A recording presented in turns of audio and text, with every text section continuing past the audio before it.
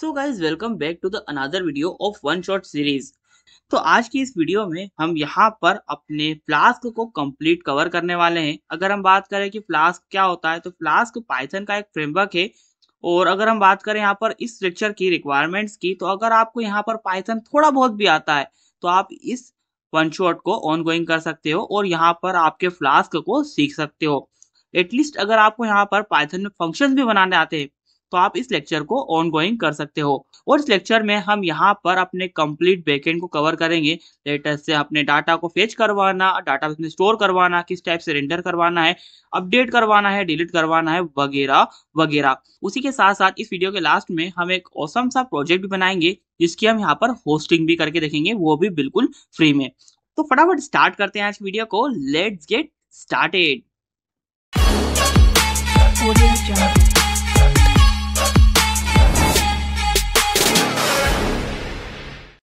So guys, जैसा कि आप देख सकते हो मैं अपनी कंप्यूटर स्क्रीन पर आ चुका हूं। और अब यहाँ पर अगर हम बात करें रिक्वायरमेंट्स की जो कि हमें इस वन शॉट में लगने वाली है, तो यहाँ पर अगर आपको बेसिक लेवल का पाइथन भी आता है, एटलीस्ट अगर आपको यहाँ पर फंक्शंस भी आते हैं पाइथन में, तो आप इस कोर्स को ऑनगोइंग कर सकते हो। और यहाँ पर अगर हम बात करें टेक्नोलॉजीज की, तो यहाँ पर हम नॉर्मल VS कोड का यूज करेंगे।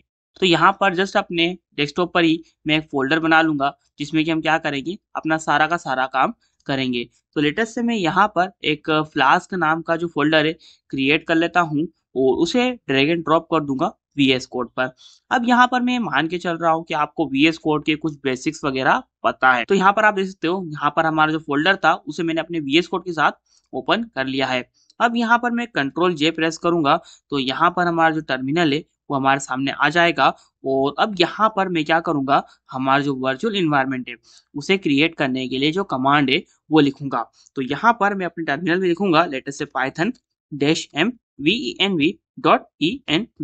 अब यहाँ पर मैक ओएस और लिनक्स यूजर्स के लिए अलग अलग कमांड होती हैं जो कि आप सर्च कर लेना, गूगल पर मिल जाएंगी। अब अगर हम बात करें कि भाई वर्चुअल इन्वायरमेंट क्या होता है और इसे हम क्यों बना रहे हैं, तो वर्चुअल इन्वायरमेंट एक अलग तरह से हमारे सिस्टम में पीसी बन जाता है जिसमें कि हम अपनी लाइब्रेरीज वगैरह को इंस्टॉल करते हैं। अब भाई यहाँ पर क्या हम अपने मेन सिस्टम में अपनी लाइब्रेरीज वगैरह को इंस्टॉल नहीं कर सकते? कर सकते हैं, बिल्कुल कर सकते हैं, लेकिन हम ऐसा करते नहीं है। क्यों नहीं करते हैं? क्योंकि कभी कभी क्या होता है कि कुछ लाइब्रेरीज हमारी दूसरी लाइब्रेरीज वगैरह या फिर हमारे सिस्टम को डिस्टर्ब कर जाती हैं। तो ऐसे केस में हम क्या करते हैं, जब भी हमारी लाइब्रेरी वगैरह को इंस्टॉल करने की बात आती है तो अपने वर्चुअल इन्वायरमेंट को ही प्रीफर करते हैं। तो यहाँ पर आप देख सकते हो मेरा जो वर्चुअल इन्वायरमेंट है वो क्रिएट हो चुका है। अब बारी आती है इसे एक्टिवेट करने की, क्योंकि अगर अभी के केस में अगर मैं अपनी लाइब्रेरी वगैरह को इंस्टॉल करूंगा तो वो मेरे वर्चुअल इन्वायरमेंट में इंस्टॉल होने की बजाय मेरे मेन सिस्टम में इंस्टॉल हो जाएगी। तो ये चीज मैं नहीं चाहता हूँ। तो मैं क्या करूंगा, अपने वर्चुअल इन्वायरमेंट को यहाँ पर एक्टिवेट करूंगा। अब यहाँ पर आप देख सकते हो हमारा जो वर्चुअल इन्वायरमेंट है वो क्रिएट हो चुका है, मतलब कि .env नाम का जो फोल्डर है वो क्रिएट हो चुका है। अब .env ही क्यों? क्योंकि हमने यहाँ पर .env को डिफाइन किया था टर्मिनल में। अब यहाँ पर हम क्या करेंगे, इस env फोल्डर में से जो स्क्रिप्ट फोल्डर है उसमें से जो activate.ps1 वाली फाइल है उसका पाथ हम यहाँ पर हमारे टर्मिनल में इंटर करेंगे। जैसे ही इंटर करेंगे तो हमारा वर्चुअल इन्वायरमेंट यहाँ पर एक्टिवेट हो जाएगा। तो लेटेस्ट से मैं यहाँ पर लिखूंगा डॉट टैब प्रेस करूंगा, एस लिखूंगा, टैब प्रेस करूंगा, स्लैश लगाऊंगा, ए लिखूंगा, टैब प्रेस करूंगा। अब यहाँ पर हमारा जो टर्मिनल होता है उसमें इस टाइप से ऑटो कंप्लीट हो जाता है टैब प्रेस करते ही। ये शॉर्टकट भी मैंने आपको बता दिया है। इंटर प्रेस करूंगा तो अभी के इसमें यहाँ पर जिन्होंने भी पहली बार जो हमारा वर्चुअल इन्वायरमेंट है उसे यूज किया होगा तो कुछ इस टाइप का जो उनको एरर है वो देखने को मिल जाएगा। और ये एरर इसलिए आता है क्योंकि आपका सिस्टम बाय डिफॉल्ट यहाँ पर रजिस्ट करता है कि कोई भी यहाँ पर आपका जो वर्चुअल एनवायरनमेंट है उसको यूज ना कर पाए। तो यहाँ पर आपको क्या करना है, आपको जस्ट आपको कोई सा भी टर्मिनल ओपन कर लेना है। लेटेस्ट से मैं यहाँ पर मेरा जो नॉर्मल टर्मिनल है उसे ओपन कर रहा हूँ। आपके पास जो भी टर्मिनल हो ओपन कर लेना। एक बात और, विंडो 11 में किसी भी टर्मिनल में जो ये कमांड है वो काम कर जाती है, लेकिन विंडो 10 या फिर उससे पुराने वाले सिस्टम्स में ये कमांड कुछ ही टर्मिनल्स में काम करती है। तो आपके हिसाब से आप आपके टर्मिनल वगैरह को चेंज कर लेना।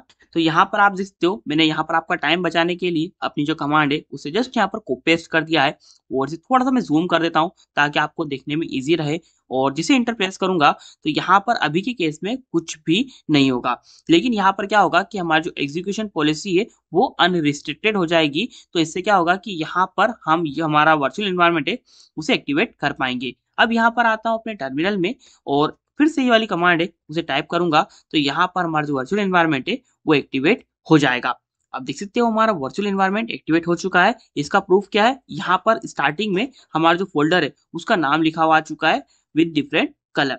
अब यहाँ पर कलर मैच करने मत बैठ जाना, क्योंकि मैं यहाँ पर थीम वगैरह का यूज करता हूँ इसलिए इस टाइप से कलर शो हो रहा है। आपके केस में ऑब्वियस सी बात है अलग कलर शो होगा।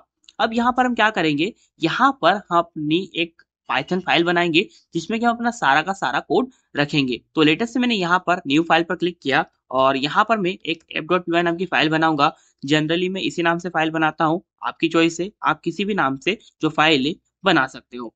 अब यहाँ पर हम क्या करेंगे, यहाँ पर हम अपनी फ्लास्क ऐप को बनाना स्टार्ट करेंगे, लेकिन उससे पहले हमें क्या करना पड़ेगा, फ्लास्क लाइब्रेरी को हमारे वर्चुअल एनवायरनमेंट में इंस्टॉल करना पड़ेगा। बिना इंस्टॉल करे हम उसका यूज नहीं कर सकते। तो यहाँ पर मैं आता हूँ अपने टर्मिनल में और यहाँ पर मैं लिखूंगा लेटेस्ट पिप इंस्टॉल, क्या लिखूंगा, फ्लास्क लिखूंगा, इंटर प्रेस कर दूंगा तो यहाँ पर हमारा जो वर्चुअल एनवायरनमेंट है उसमें फ्लास्क इंस्टॉल हो जाएगा। एक बात और, जो भी मैक ओएस या फिर लिनक्स ओएस वाले यूजर्स हैं वो pip3 लिखना, आपके सिस्टम में ये चीज काम कर जाएगी। जब तक कि हमारा वर्चुअल एनवायरनमेंट में इंस्टॉल होता है तब तक यहाँ पर अपना जो कोड है उसे लिखना स्टार्ट करते हैं। तो यहाँ पर हम क्या करेंगे, सबसे पहले तो हमारी जो फ्लास्क लाइब्रेरी है उसे इंपोर्ट करेंगे, लेकिन डायनेमिकली तरीके से, क्योंकि यहाँ पर फ्लास्क बहुत बड़ी लाइब्रेरी है।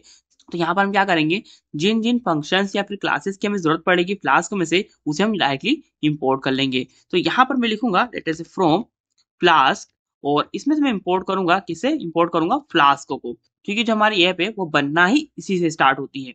अब यहाँ पर हमें अपने टर्मिनल में बोल रहा है कि आपका जो पीपी पुराना है तो इसे आप अपग्रेड कर लो, तो अपग्रेड भी कर लेते हैं। लेटेस्ट से कॉपी किया और यहीं पर पेस्ट कर दिया तो हमारा जो पीप है वो यहाँ पर अपडेट हो जाएगा। जब तक पीप अपडेट हो रहा है तब तक यहाँ पर हम अपना थोड़ा सा और कोड लिख लेते हैं। तो यहाँ पर मैं क्या करूंगा, एक ऐप नाम का जो वेरिएबल है बनाऊंगा, आपकी चॉइस से आप किसी भी नाम का वेरिएबल बना सकते हो, लेकिन जनरली हम यहाँ पर ऐप नाम का ही वेरिएबल बनाते हैं। और यहाँ पर मैं क्या करूंगा, यहाँ पर मैं लिखूंगा लेटर से फ्लास्क जिसे कि हमने इंपोर्ट किया है और यहाँ पर मैं कुछ इस टाइप से अंडरस्कोर अंडरस्कोर नेम को असाइन कर दूंगा। अब ये क्या चीज है ये आपको कमेंट करके बताना है। अब यहाँ पर हमारा काम हो चुका है, हमारी ऐप बन चुकी है। अब यहाँ पर हम क्या करेंगे, हमारे पेजेस को लोड कराने के लिए यहाँ पर हम अपने राउट्स को डिफाइन करेंगे। राउट्स क्या होते हैं, तो अगर अपनी हिंदी भाषा में बात करें तो राउट को हम रूट भी बोलते हैं, कि भाई यहाँ पर इस रास्ते जाना है, इस रास्ते जाना है, वगैरह वगैरह। तो यहाँ पर हम उन्हीं को डिफाइन करेंगे। तो यहाँ पर उसका जो सिंटेक्स होता है वो कुछ इस टाइप से होता है, यहाँ पर आपको लिखना पड़ता है @ उसके बाद में आपने जो ये वेरिएबल बनाया था ऐप उसका नाम लिखना होता है, लेटेस्ट से यहाँ पर मैं लिखा है ऐप और उसके बाद यहाँ पर मैं लगाऊंगा डॉट और उसके बाद यहाँ पर लिखूंगा लेटेस्ट से राउट और यहाँ पर हमारा जो राउट है वो एंटर करना है। तो लेटेस्ट से मैं यहाँ पर चाहता हूँ कि भाई यहाँ पर हमारा जो होम पेज है उस पर ये राउट ओपन हो, तो यहाँ पर मैंने डायरेक्टली स्लैश इंटर कर दिया है। अब यहाँ पर हमें क्या करना पड़ता है, यहाँ पर हमें बनाना पड़ता है एक फंक्शन। तो यहाँ पर मैं बनाऊंगा लेटेस्ट से फंक्शन होम नाम से और यहाँ पर जस्ट मैं रिटर्न कर दूंगा, क्या रिटर्न कर दूंगा, एक हेलो वर्ल्ड। अब हेलो वर्ल्ड क्यों, क्योंकि हम यहाँ पर जब भी हमारे किसी भी प्रोग्रामिंग लैंग्वेज को स्टार्ट करते हैं तो हम हेलो वर्ल्ड का ही प्रोग्राम बनाते हैं। अब यहाँ पर हमारा सारा काम हो चुका है, अब जस्ट हमारी ऐप को रन करना बाकी है। तो यहाँ पर फ्लास्क में जब भी हम अपनी जो ऐप है उसे रन करना होता है तो हम यहाँ पर लिखते हैं app.run, कुछ इस टाइप से। अब यहाँ पर अगर आप एक प्रोफेशनली पाइथन डेवलपर हो तो आपको पता होगा कि आप कभी भी इस टाइप से आपके फंक्शन को ऑटो कॉल नहीं करते हो। आप क्या करते हो, यहाँ पर लिखते हो एक कंडीशन, जैसे इफ कुछ इस टाइप से underscore name is equal to कुछ इस टाइप से अंडरस्कोर मेन और उसके अंदर हम यहाँ पर हमारा जो फंक्शन है उसे कॉल करवाते हैं। तो यही चीज हम यहाँ पर भी करेंगे और अब यहाँ पर हम अपने टर्मिनल में आएंगे और अपनी इस फाइल को रन करवा देंगे। तो लेटेस्ट में यहाँ पर लिखूंगा पाइथन app.py, इंटर प्रेस करूंगा तो यहाँ पर आप देख सकते हो हमारी फ्लास्क ऐप रन हो चुकी है और यहाँ पर कुछ वार्निंग्स और कुछ चीजें दिख रही हैं। अभी के लिए इन्हें इग्नोर करो, धीरे धीरे इन्हें भी हम समझेंगे। तो यहाँ पर अभी के लिए हमें एक यूआरएल मिल चुका है, जैसे इस पर क्लिक करेंगे, लेटेस्ट मैंने यहाँ पर कंट्रोल क्लिक किया तो ये यूआरएल मेरे ब्राउजर में ओपन हो चुकी है और यहाँ पर मुझे हेलो वर्ल्ड ऊपर देखने को मिल चुका है। अब यहाँ पर आप इसकी जगह पर कुछ और भी रिटर्न करवा सकते थे। लेटेस्ट से मैंने यहाँ पर हाई वर्ल्ड लिखा, पेज को रिफ्रेश किया तो अभी यहाँ पर कुछ भी नहीं हुआ है। क्यों नहीं हुआ है, क्योंकि यहाँ पर हमारी ऐप रिफ्रेश नहीं हुई है। तो यहाँ पर हमें क्या करना पड़ेगा, हमारी ऐप को बंद करना पड़ेगा और डबल से रन करना पड़ेगा। पेज को रिफ्रेश करेंगे, देख सकते हो हाई वर्ल्ड आ चुका है।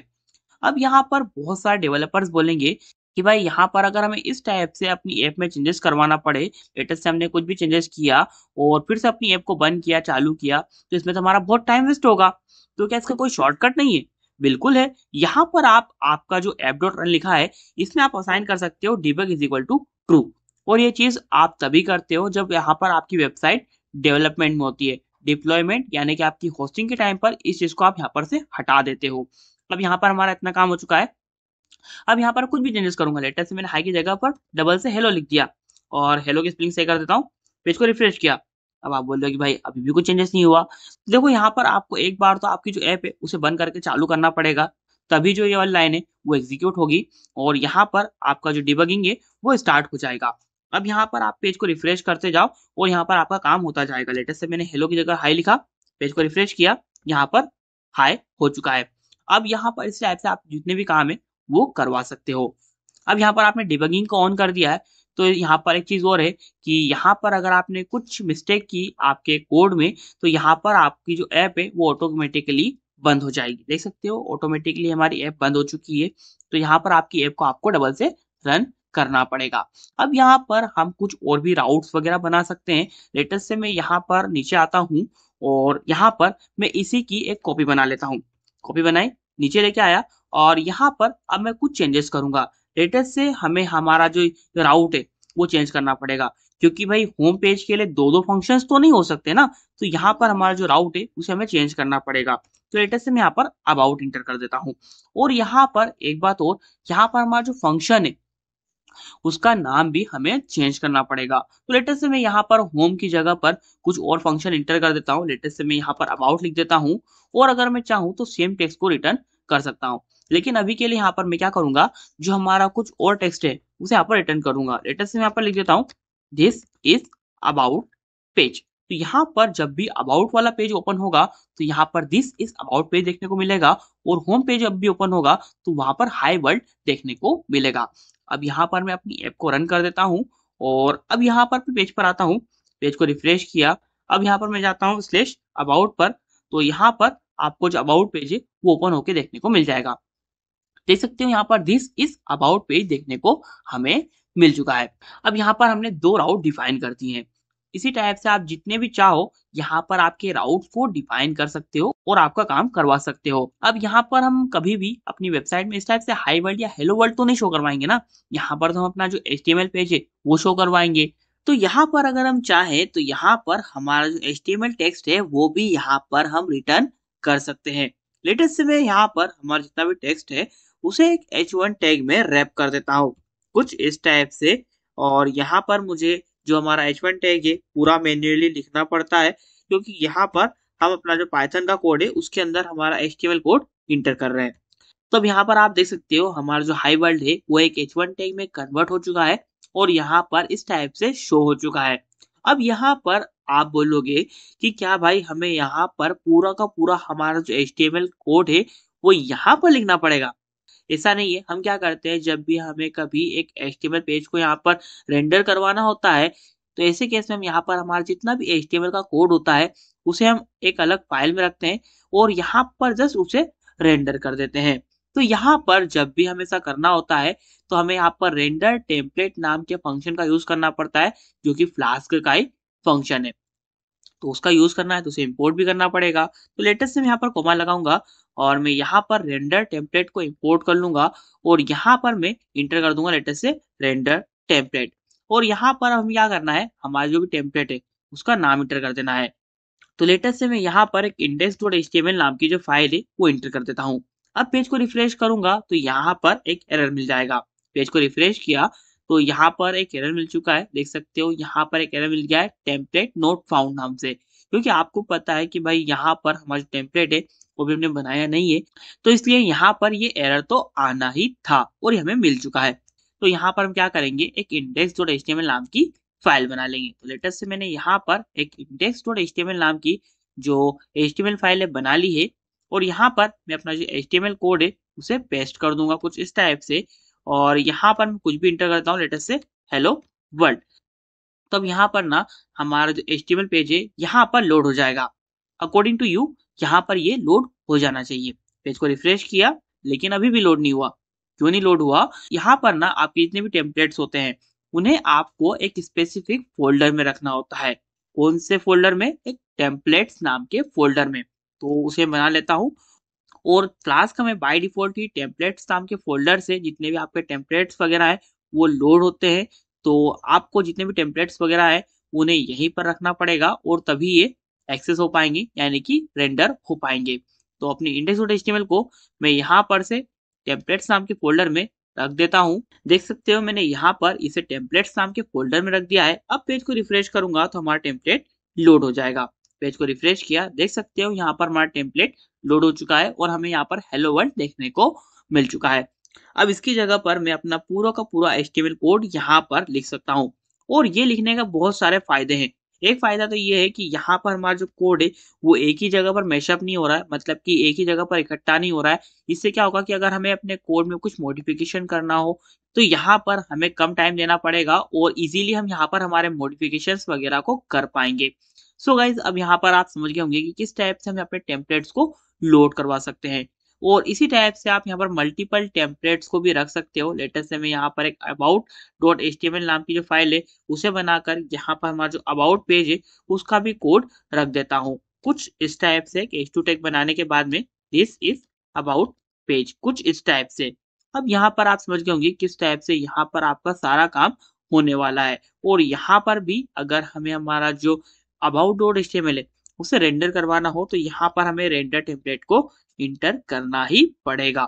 अब यहाँ पर आप चाहो तो यहाँ पर आपका जो फोल्डर है उसमें आप मल्टीपल फोल्डर्स बनाने के बाद में यहाँ पर उनके रिलेटिव पाथ देने के बाद में यहाँ पर आपके टेम्पलेट्स वगैरह को लोड करवा सकते हो। अब ये सब आपकी चॉइस है, अगर मन हो तो करो, नहीं मन है तो मत करो, इट्स योर चॉइस। अब यहाँ पर अगर अपने पेज को रिफ्रेश करूं और अबाउट वाले पेज पर जाकर दिखाऊं लेटेस्ट से स्लैश अबाउट, तो यहाँ पर आप देख सकते हो हमारा जो टेम्पलेट है वो लोड हो चुका है और यहाँ पर हमें दिस इज अबाउट पेज देखने को मिल चुका है। अब यहाँ पर हम बात करते हैं हमारे फ्लास्क के नेक्स्ट टॉपिक की, जो कि होने वाला है हमारा जिंजा 2 टेम्पलेट इंजन। अब अगर हम बात करें कि भाई टेम्पलेट इंजन क्या होता है, तो टेम्पलेट इंजन हमें बहुत सारे फीचर्स प्रोवाइड करता है, जैसे कि हमारे फ्रंट एंड की कोड में अगर हमें कोई सा बैकएंड का लॉजिक वगैरह लिखना है तो उसमें हेल्प करता है। लेटेस्ट से हमें यहाँ पर लूप्स लगाना है या फिर वेरिएबल्स वगैरह को इंटर करवाना है वगैरह वगैरह। उसी के साथ साथ हमारे टेम्पलेट्स को डायनेमिक बनाने में भी जो हमारा टेम्पलेट इंजन होता है वो बहुत ही हेल्पफुल होता है। तो यहाँ पर बाय डिफॉल्ट ही जो आपका फ्लास्क होता है उसमें जिंजा 2 का जो टेम्पलेट इंजन है उसका यूज होता है। वहीं अगर हम बात करें जेंगो की तो वहां पर बाय डिफॉल्ट जेंगो का ही जो टेम्पलेट इंजन है उसका यूज होता है। और एक बात आपको बता दूं कि जिंजा 2 का जो टेम्पलेट इंजन है वो जेंगो के डिफॉल्ट टेम्पलेट इंजन से फास्ट होता है और अच्छा भी माना जाता है। तो यहाँ पर हम बात करते हैं कि भाई किस टाइप से हमारा जो टेम्पलेट इंजन है उसका हम यूज करते हैं। तो लेटेस्ट से अगर मैं बात करूँ index.html की और यहाँ पर अगर मैं अपने पैराग्राफ को हटा दूं कुछ इस टाइप से, तो यहाँ पर मैं अपने कुछ वेरिएबल्स वगैरह को एंटर कर सकता हूँ जिंजा 2 का यूज करके। तो जब भी हमें अपने फ्रंट एंड के कोड में कभी भी वेरिएबल वगैरह को एंटर करवाना होता है तो हमें इस टाइप से डबल कर्ली ब्रेसेस का यूज करना होता है और इसके बीच में हम अपना जो भी वेरिएबल है उसे एंटर करवा सकते हैं। लेटेस्ट से मैं यहाँ पर नेम एंटर कर देता हूँ। पेज को रिफ्रेश करूंगा। अब यहाँ पर मैं आता हूँ अपने होम पेज पर, पेज को रिफ्रेश किया, अभी के लिए हेलो दिख रहा है क्योंकि यहाँ पर हमारा जो नेम है वो हमारे बैकएंड से यहाँ पर नहीं आ रहा है। तो यहाँ पर हमें अपने नेम को डिफाइन करना पड़ेगा, तभी यहाँ पर हमारा जो नेम है वो हमें शो होगा। तो लेटेस्ट से मैं यहाँ पर कोमा लगाता हूँ और मैं एंटर कर देता हूँ लेटेस्ट से नेम इज इक्वल टू कुछ भी, लेटेस्ट से मो एंटर कर दिया। पेज को रिफ्रेश किया। अब यहाँ पर मेरा जो नेम है वो मुझे शो हो जाएगा। देख सकते हो मेरा जो नेम है वो यहाँ पर शो हो चुका है। इस हिसाब से आप यहाँ पर आपका कुछ भी नेम वगैरह यहाँ पर एंटर करवा सकते हो, यहाँ पर रिटर्न करवा सकते हो और एज अ वेरिएबल आपके फ्रंट एंड पर आप उसका यूज करवा सकते हो। लेटेस्ट से मैं यहाँ पर कुछ भी लिख देता और पेज को रिफ्रेश करता तो यहाँ पर मेरा जो भी नेम वगैरह डिफाइन करता वो यहाँ पर शो हो जाता। अब देखते हो हमारा जो नेम है वो यहाँ पर शो हो रहा है। अब अगर आप चाहो तो जिंजा 2 का जो टेम्पलेट इंजन है उसका यूज करके यहाँ पर आप मल्टीपल चीजें भी करवा सकते हो। लेटेस्ट से मैं यहाँ पर भाई फोर लूप का यूज करना चाहता हूँ तो वो चीज भी मैं यहाँ पर कर सकता हूँ with the help of Jinja template. यकीन नहीं आता, करके दिखाता हूँ। तो यहाँ पर जब भी हमें जो जिंजा टूल है उसका यूज करके यहाँ पर हमारे टेम्पलेट में जो हमारे लॉजिक्स वगैरह है उन्हें लिखना होता है। तो ऐसे केस में हमें इस टाइप से कर्ली ब्रेसेस का यूज करना होता है और उसके बाद में हमें इस टाइप से परसेंट का सिंबल लगाना होता है और उसके बीच में हमें अपना जो लॉजिक है वो लिखना होता है। तो लेटेस्ट से मैं यहाँ पर लिख देता हूँ फॉर एन इन नेम और यहाँ पर मैं नीचे आता हूँ और यहाँ पर मैं लिखता हूँ लेटेस्ट से H3 टैग में कुछ इस टाइप से n। अब यहाँ पर हमें क्या करना पड़ेगा, हमारा जो फोर लूप है उसे कहाँ पर एंड करना है वो हमें डिफाइन करना पड़ेगा, क्योंकि यहाँ पर ऐसा कोई सिंटेक्स का रोल नहीं है जैसा कि हमारे पाइथन में होता है। तो यहाँ पर हमें डिफाइन करना पड़ता है। अगर डिफाइन किए बिना अगर मैं अपने कोड को रिफ्रेश करूंगा, लेटेस्ट से मैंने अपने पेज को रिफ्रेश किया तो यहाँ पर एरर मिल जाएगा, देख सकते हो टेम्पलेट सिंटेक्स एरर। तो इसलिए यहाँ पर हमें क्या करना पड़ेगा, हमारा जो लूप है या फिर किसी भी लॉजिक को हम स्टार्ट करेंगे उसे हमें यहाँ पर क्लोज करना पड़ता है। तो मैं यहाँ पर कर्ली ब्रेसेस लगाऊंगा और यहाँ पर इसी टाइप से मैं जो हमारा परसेंट का सिंबल है वो लगाऊंगा और यहाँ पर मैं लिख दूंगा लेटेस्ट से एंड 4। अब ये आपको ध्यान रखना है कि जब भी आप किसी भी टैग को स्टार्ट करते हो, लेटेस्ट से हमने यहाँ पर 4 को स्टार्ट किया था तो यहाँ पर हमने एंड 4 लिखा है। आप वाइल को स्टार्ट करोगे तो आपको यहाँ पर एंड वाइल लिखना पड़ेगा। इफ को स्टार्ट करोगे तो यहाँ पर आपको एंड इफ लिखना पड़ेगा। ब्लॉक को स्टार्ट करोगे इस टाइप से आपको यहाँ पर एंड ब्लॉक लिखना पड़ेगा। इसी टाइप से आप सारे लॉजिक्स को यहाँ पर लिखोगे। आप पेज को रिफ्रेश करते हैं, अब ये हमारा एरर चला जाएगा। आप देख सकते हो यहाँ पर एरर जा चुका है, लेकिन यहाँ पर बार बार हमारा जो एन है वही यहाँ पर शो हो रहा है। क्यों शो हो रहा है, क्योंकि हमने यहाँ पर एन को ही इंटर किया था। हमें यहाँ पर हमारा जो एन है उसे एज अ वेरिएबल यहाँ पर इंटर करवाना पड़ेगा, कुछ इस टाइप से डबल कर्ली ब्रेसेस लगाने के बाद में। लगा दिए हैं। अब पेज को रिफ्रेश करूंगा तो यहाँ पर आप देख सकते हो MOH तीनों के तीनों अलग अलग यहाँ पर शो हो रहे हैं, यानी कि हमारा जो फोर लूप है वो बहुत ही एक्यूरेटली यहाँ पर वर्क कर रहा है। अगर यकीन नहीं आता तो यहाँ पर मैं कुछ और इंटर करता हूँ, लेटेस्ट से हेलो वर्ल्ड।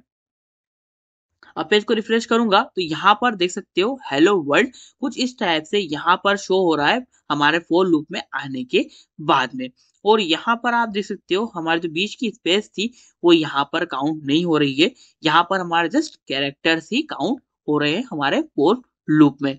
अब यहाँ पर आई थिंक आप समझ गए होंगे कि किस टाइप से आप यहाँ पर हमारा जो फोर लूप है उसका यूज कर सकते हो हमारा जिंजर टेम्पलेट इंजन का यूज करके। यहाँ पर अगर मैं चाहूँ तो अपने इफ एल्स का भी यूज कर सकता हूँ। लेटेस्ट से भाई मैं यहाँ पर एक कंडीशन लगाना चाहता हूँ कि जो हमारा n है उसकी वैल्यू अगर l हो जाती है तो ऐसे केस में आपको उसे इग्नोर मार देना है या फिर उसे प्रिंट नहीं करना है। तो यहाँ पर मैं ना इफ एल्स का यूज कर सकता हूँ। लेटेस्ट से भाई मैं यहाँ पर इसी टाइप से कर्ली ब्रेसेस लगाऊंगा, परसेंट का सिंबल लगाऊंगा और यहाँ पर मैं लिखूंगा लेटेस्ट इफ नॉट l। देन ऐसे केस में क्या करना है, इस कोड को एग्जीक्यूट करवाना है, अदरवाइज हमें इसे इग्नोर मार देना है। तो यहाँ पर भी हमें जो हमारा इफ है उसे एंड करना पड़ेगा, क्योंकि आपको पता है हम यहाँ पर हमारा जो जिंजर टेम्पलेट है उसका यूज कर रहे हैं, तो हमें यहाँ पर हमारे लॉजिक को तो एंड करना ही पड़ेगा। अब यहाँ पर मैंने इफ को एंड कर दिया है। अब पेज को रिफ्रेश करूंगा तो यहाँ पर हमारा जो एल है वो इग्नोर हो जाएगा। पेज को रिफ्रेश किया, अभी के लिए एल इग्नोर नहीं हो रहा है। तो यहाँ पर हमारे लॉजिक को थोड़ा सा इंप्रूव करने की जरूरत है। तो यहाँ पर मैं लिखूंगा लेटेस्ट से if not n is equal to l। तो यहाँ पर अब क्या होगा कि अगर l की वैल्यू यहाँ पर मैच नहीं होगी तो ऐसे केस में तो हमारा जो n है वो प्रिंट हो जाएगा, लेकिन अगर मैच हो गई तो ऐसे केस में यहाँ पर इसे इग्नोर मार दिया जाएगा। पेज को रिफ्रेश करूंगा तो यहाँ पर हमारे सेंटेंस में l के अलावा सब कुछ देखने को मिल रहा है। तो अब यहाँ पर आई थिंक आप समझ गए होंगे कि किस टाइप से यहाँ पर हम अपनी इफ एल्स और लूप्स का यूज कर सकते हैं। अब यहाँ पर आप में से बहुत सारे स्टूडेंट्स बोलेंगे कि यार भाई हमें ना यहाँ पर बार बार इतनी सारी चीजें लिखना पड़ रही हैं, लेटेस्ट से कर्ली ब्रेसेस लगाओ, परसेंट का सिंबल लगाओ, पूरा का पूरा लॉजिक लिखो वगैरह वगैरह। तो ये चीज हमारे लिए बहुत डिफिकल्ट है। तो यहाँ पर मैं आपको एक शॉर्टकट बताता हूँ और ये शॉर्टकट आपको कोई भी नहीं बताएगा। तो यहाँ पर आपको आ जाना है एक्सटेंशन वाले टैब पर और यहाँ पर आपको सर्च करना है डीजेंगो और यहाँ पर आपको जो पहला एक्सटेंशन मिलेगा इसे आपको इंस्टॉल कर लेना है। अब आप बोलोगे भाई हम पढ़ रहे हैं फ्लास्क और एक्सटेंशन डाउनलोड कर जेंगो का, ये तो गलत बात है। तो देखो ऐसी बात नहीं है, जो ये जेंगो का एक्सटेंशन है ये आपको बहुत हेल्प करेगा जब भी आप इस टाइप से जो आपके लॉजिक वगैरह है उन्हें लिखोगे आपके फ्रंट एंड में, यानी कि आप जब भी आपके जिंजर टेम्पलेट का यूज करोगे तो ये आपको बहुत ही हेल्प करने वाला है। लेटेस्ट से मैं यहाँ पर इस कंडीशन को हटाता हूँ अभी के लिए और यहाँ पर अपनी कंडीशन को फिर से लिखने की ट्राई करता हूँ। मैंने यहाँ पर लिखा इफ, टैब प्रेस किया, देख सकते हो यहाँ पर हमारा पूरा का पूरा इफ का सिंटेक्स टाइप हो चुका है। जस्ट यहाँ पर हमारी जो कंडीशन है उसे हमें ऐड करना है। ऐड कर देता हूँ, लेटेस्ट से एन नॉट इक्वल टू क्या हो जाना चाहिए, एल। अब देख सकते हो हमारा जो काम है वो कितना फास्ट हो चुका है जेंगो के एक्सटेंशन के यूज से। अब यहाँ पर हमारे कोड पर कोई भी इफेक्ट नहीं हुआ है, हमारा कोड वैसा का वैसा ही है। जस्ट यहाँ पर हमें थोड़ी सी हेल्प मिल चुकी है जेंगो के एक्सटेंशन की यूज से। अब यहाँ पर आप देख सकते हो यहाँ पर हमारा जो ये लोगो है वो भी चेंज हो चुका है, क्योंकि यहाँ पर हमारा जो टेम्पलेट है वो जेंगो का टेम्पलेट बन चुका है। अब यहाँ पर आपको इसकी बिल्कुल भी टेंशन नहीं लेना है। जस्ट यहाँ पर हमारा लोगो चेंज हुआ है और हमें कुछ एम्बेड के फीचर्स मिलना स्टार्ट हो चुके हैं। हमारे कोड पर इसका कोई भी इफेक्ट नहीं पड़ने वाला है। अब यहाँ पर हमने अपने जो लॉजिक है उन्हें किस टाइप से हमारे टेम्पलेट में इंटर करना है उन्हें सीख लिया है। अब बात करते हैं कि भाई जिंजा टेम्पलेट इंजन का यूज करके हम किस टाइप से यहाँ पर हमारे टेम्पलेट्स को बना सकते हैं। अब आप बोलोगे भाई इतनी देर से तो हम टेम्पलेट्स बना रहे हैं, तो मैं किस टेम्पलेट की बात कर रहा हूँ। तो देखो अगर मैं यहाँ पर सिंपल शब्दों में बात करूँ तो आपने कैनवा या फिर इसी टाइप के एआई टूल्स वगैरह का तो यूज किया ही होगा, जहां पर कि आपको अलग अलग टाइप के टेम्पलेट्स मिल जाते हैं, जिनमें कि आप छोटे-मोटे चेंजेस करने के बाद में आप आपकी फोटोज़ वगैरह को बना सकते हो। तो उसी टाइप की चीज़ें भी आप यहाँ पर अगर आप चाहो तो आपकी वेबसाइट में कर सकते हो। मतलब कि आप यहाँ पर एक टेम्पलेट बना सकते हो, जिसमें कि आप आपकी वेबसाइट की एक बेसिक थीम डिसाइड कर सकते हो और उसी के साथ-साथ और भी बहुत सारी चीज़ें डिफाइन कर सकते हो। लेटेस्ट से नेव बार कैसा होगा, फूटर कैसा होगा, थीम क्या होगी, आपका बैकग्राउंड कलर क्या होगा वगैरह, वगैरह। और उसके बाद में आप उसका यूज़ करके आप छोटे-मोटे चेंजेस करने के बाद में जो आपकी एक वेबसाइट है उसे बना सकते हो। तो ये चीज़ हम कर सकते हैं with the help of Jinja template. तो यहाँ पर मैं अपने टेम्पलेट को बनाने के लिए एक base.html नाम की फाइल बनाऊंगा। अब यहाँ पर ऐसा कोई फिक्स नहीं है कि आप यहाँ पर base.html नाम की फाइल ही बनाओ। यहाँ पर आप किसी भी नाम से जो आपकी HTML फाइल है उसे बना सकते हो। तो अब यहाँ पर मैं क्या करूंगा, यहाँ पर मैं अपना जो बेसिक HTML कोड है उसे ही इंटर करूंगा। अब यहाँ पर मैंने जेंगो के एक्सटेंशन का यूज किया है, तो यहाँ पर ना मुझे कुछ HTML के जो हमारे एमिट्स होते हैं वो मिलना बंद हो चुके हैं। और मोस्ट ऑफ द केसेस में आपके साथ भी यही प्रॉब्लम आएगी। तो आपको क्या करना है, आपको कंट्रोल कोमा प्रेस करना है, तो यहाँ पर आपके सामने सेटिंग्स ओपन हो जाएगी और यहाँ पर आपको क्या करना है, आपको टाइप करना है एमिट। और एमिट टाइप करते ही यहाँ पर आपके सामने कुछ इस टाइप का जो सिस्टम है वो ओपन हो जाएगा। तो आपको थोड़ा नीचे स्क्रॉल करना है और यहाँ पर आपको जो इस टाइप का जो ऑप्शन है देखने को मिलेगा, लेटेस्ट से इंक्लूड लैंग्वेजेस करके। तो यहाँ पर आपको ऐड आइटम पर जाना है। तो यहाँ पर आपको आइटम में ऐड कर देना है लेटेस्ट से डिजेंगो डैश HTML और यहाँ पर इसकी जो वैल्यू है उसे आपको ऐड कर देना है लेटेस्ट से HTML। तो यहाँ पर आपके HTML के जो भी एमिट वगैरह है वो काम करने लग जाएंगे। देख सकते हो यहाँ पर हमारे HTML के जो हमारे एमिट्स है वो यहाँ पर हमारे जेंगो टेम्पलेट में भी काम करने लग चुके हैं।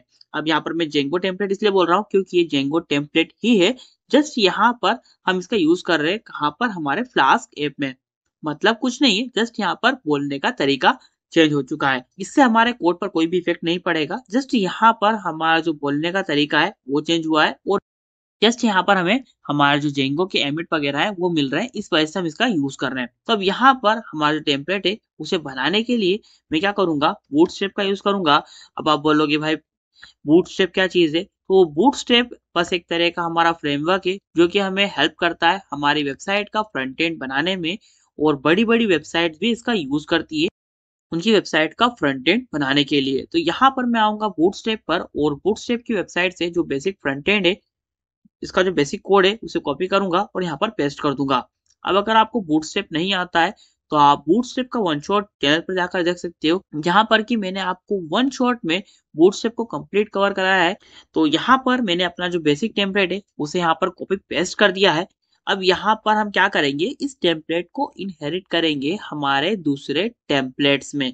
लेटेस्ट से मैं चाहता हूँ कि भाई हमारा जो index.html है वहां पर हमारा जो base.html है वो इनहेरिट हो जाए, मतलब कि आ जाए। तो यहाँ पर जब भी हमें किसी टेम्पलेट में जो हमारा HTML कोड है उसे लाना होता है किसी दूसरी फाइल से, तो हम यहाँ पर दो मेथड्स का यूज करते हैं, इंक्लूड और एक्सटेंड्स। तो यहाँ पर सबसे पहले बात करते हैं इंक्लूड की। तो लेटेस्ट से मैंने यहाँ पर इंक्लूड मेथड को कॉल किया और यहाँ पर मैं base.html को इंटर कर देता हूँ।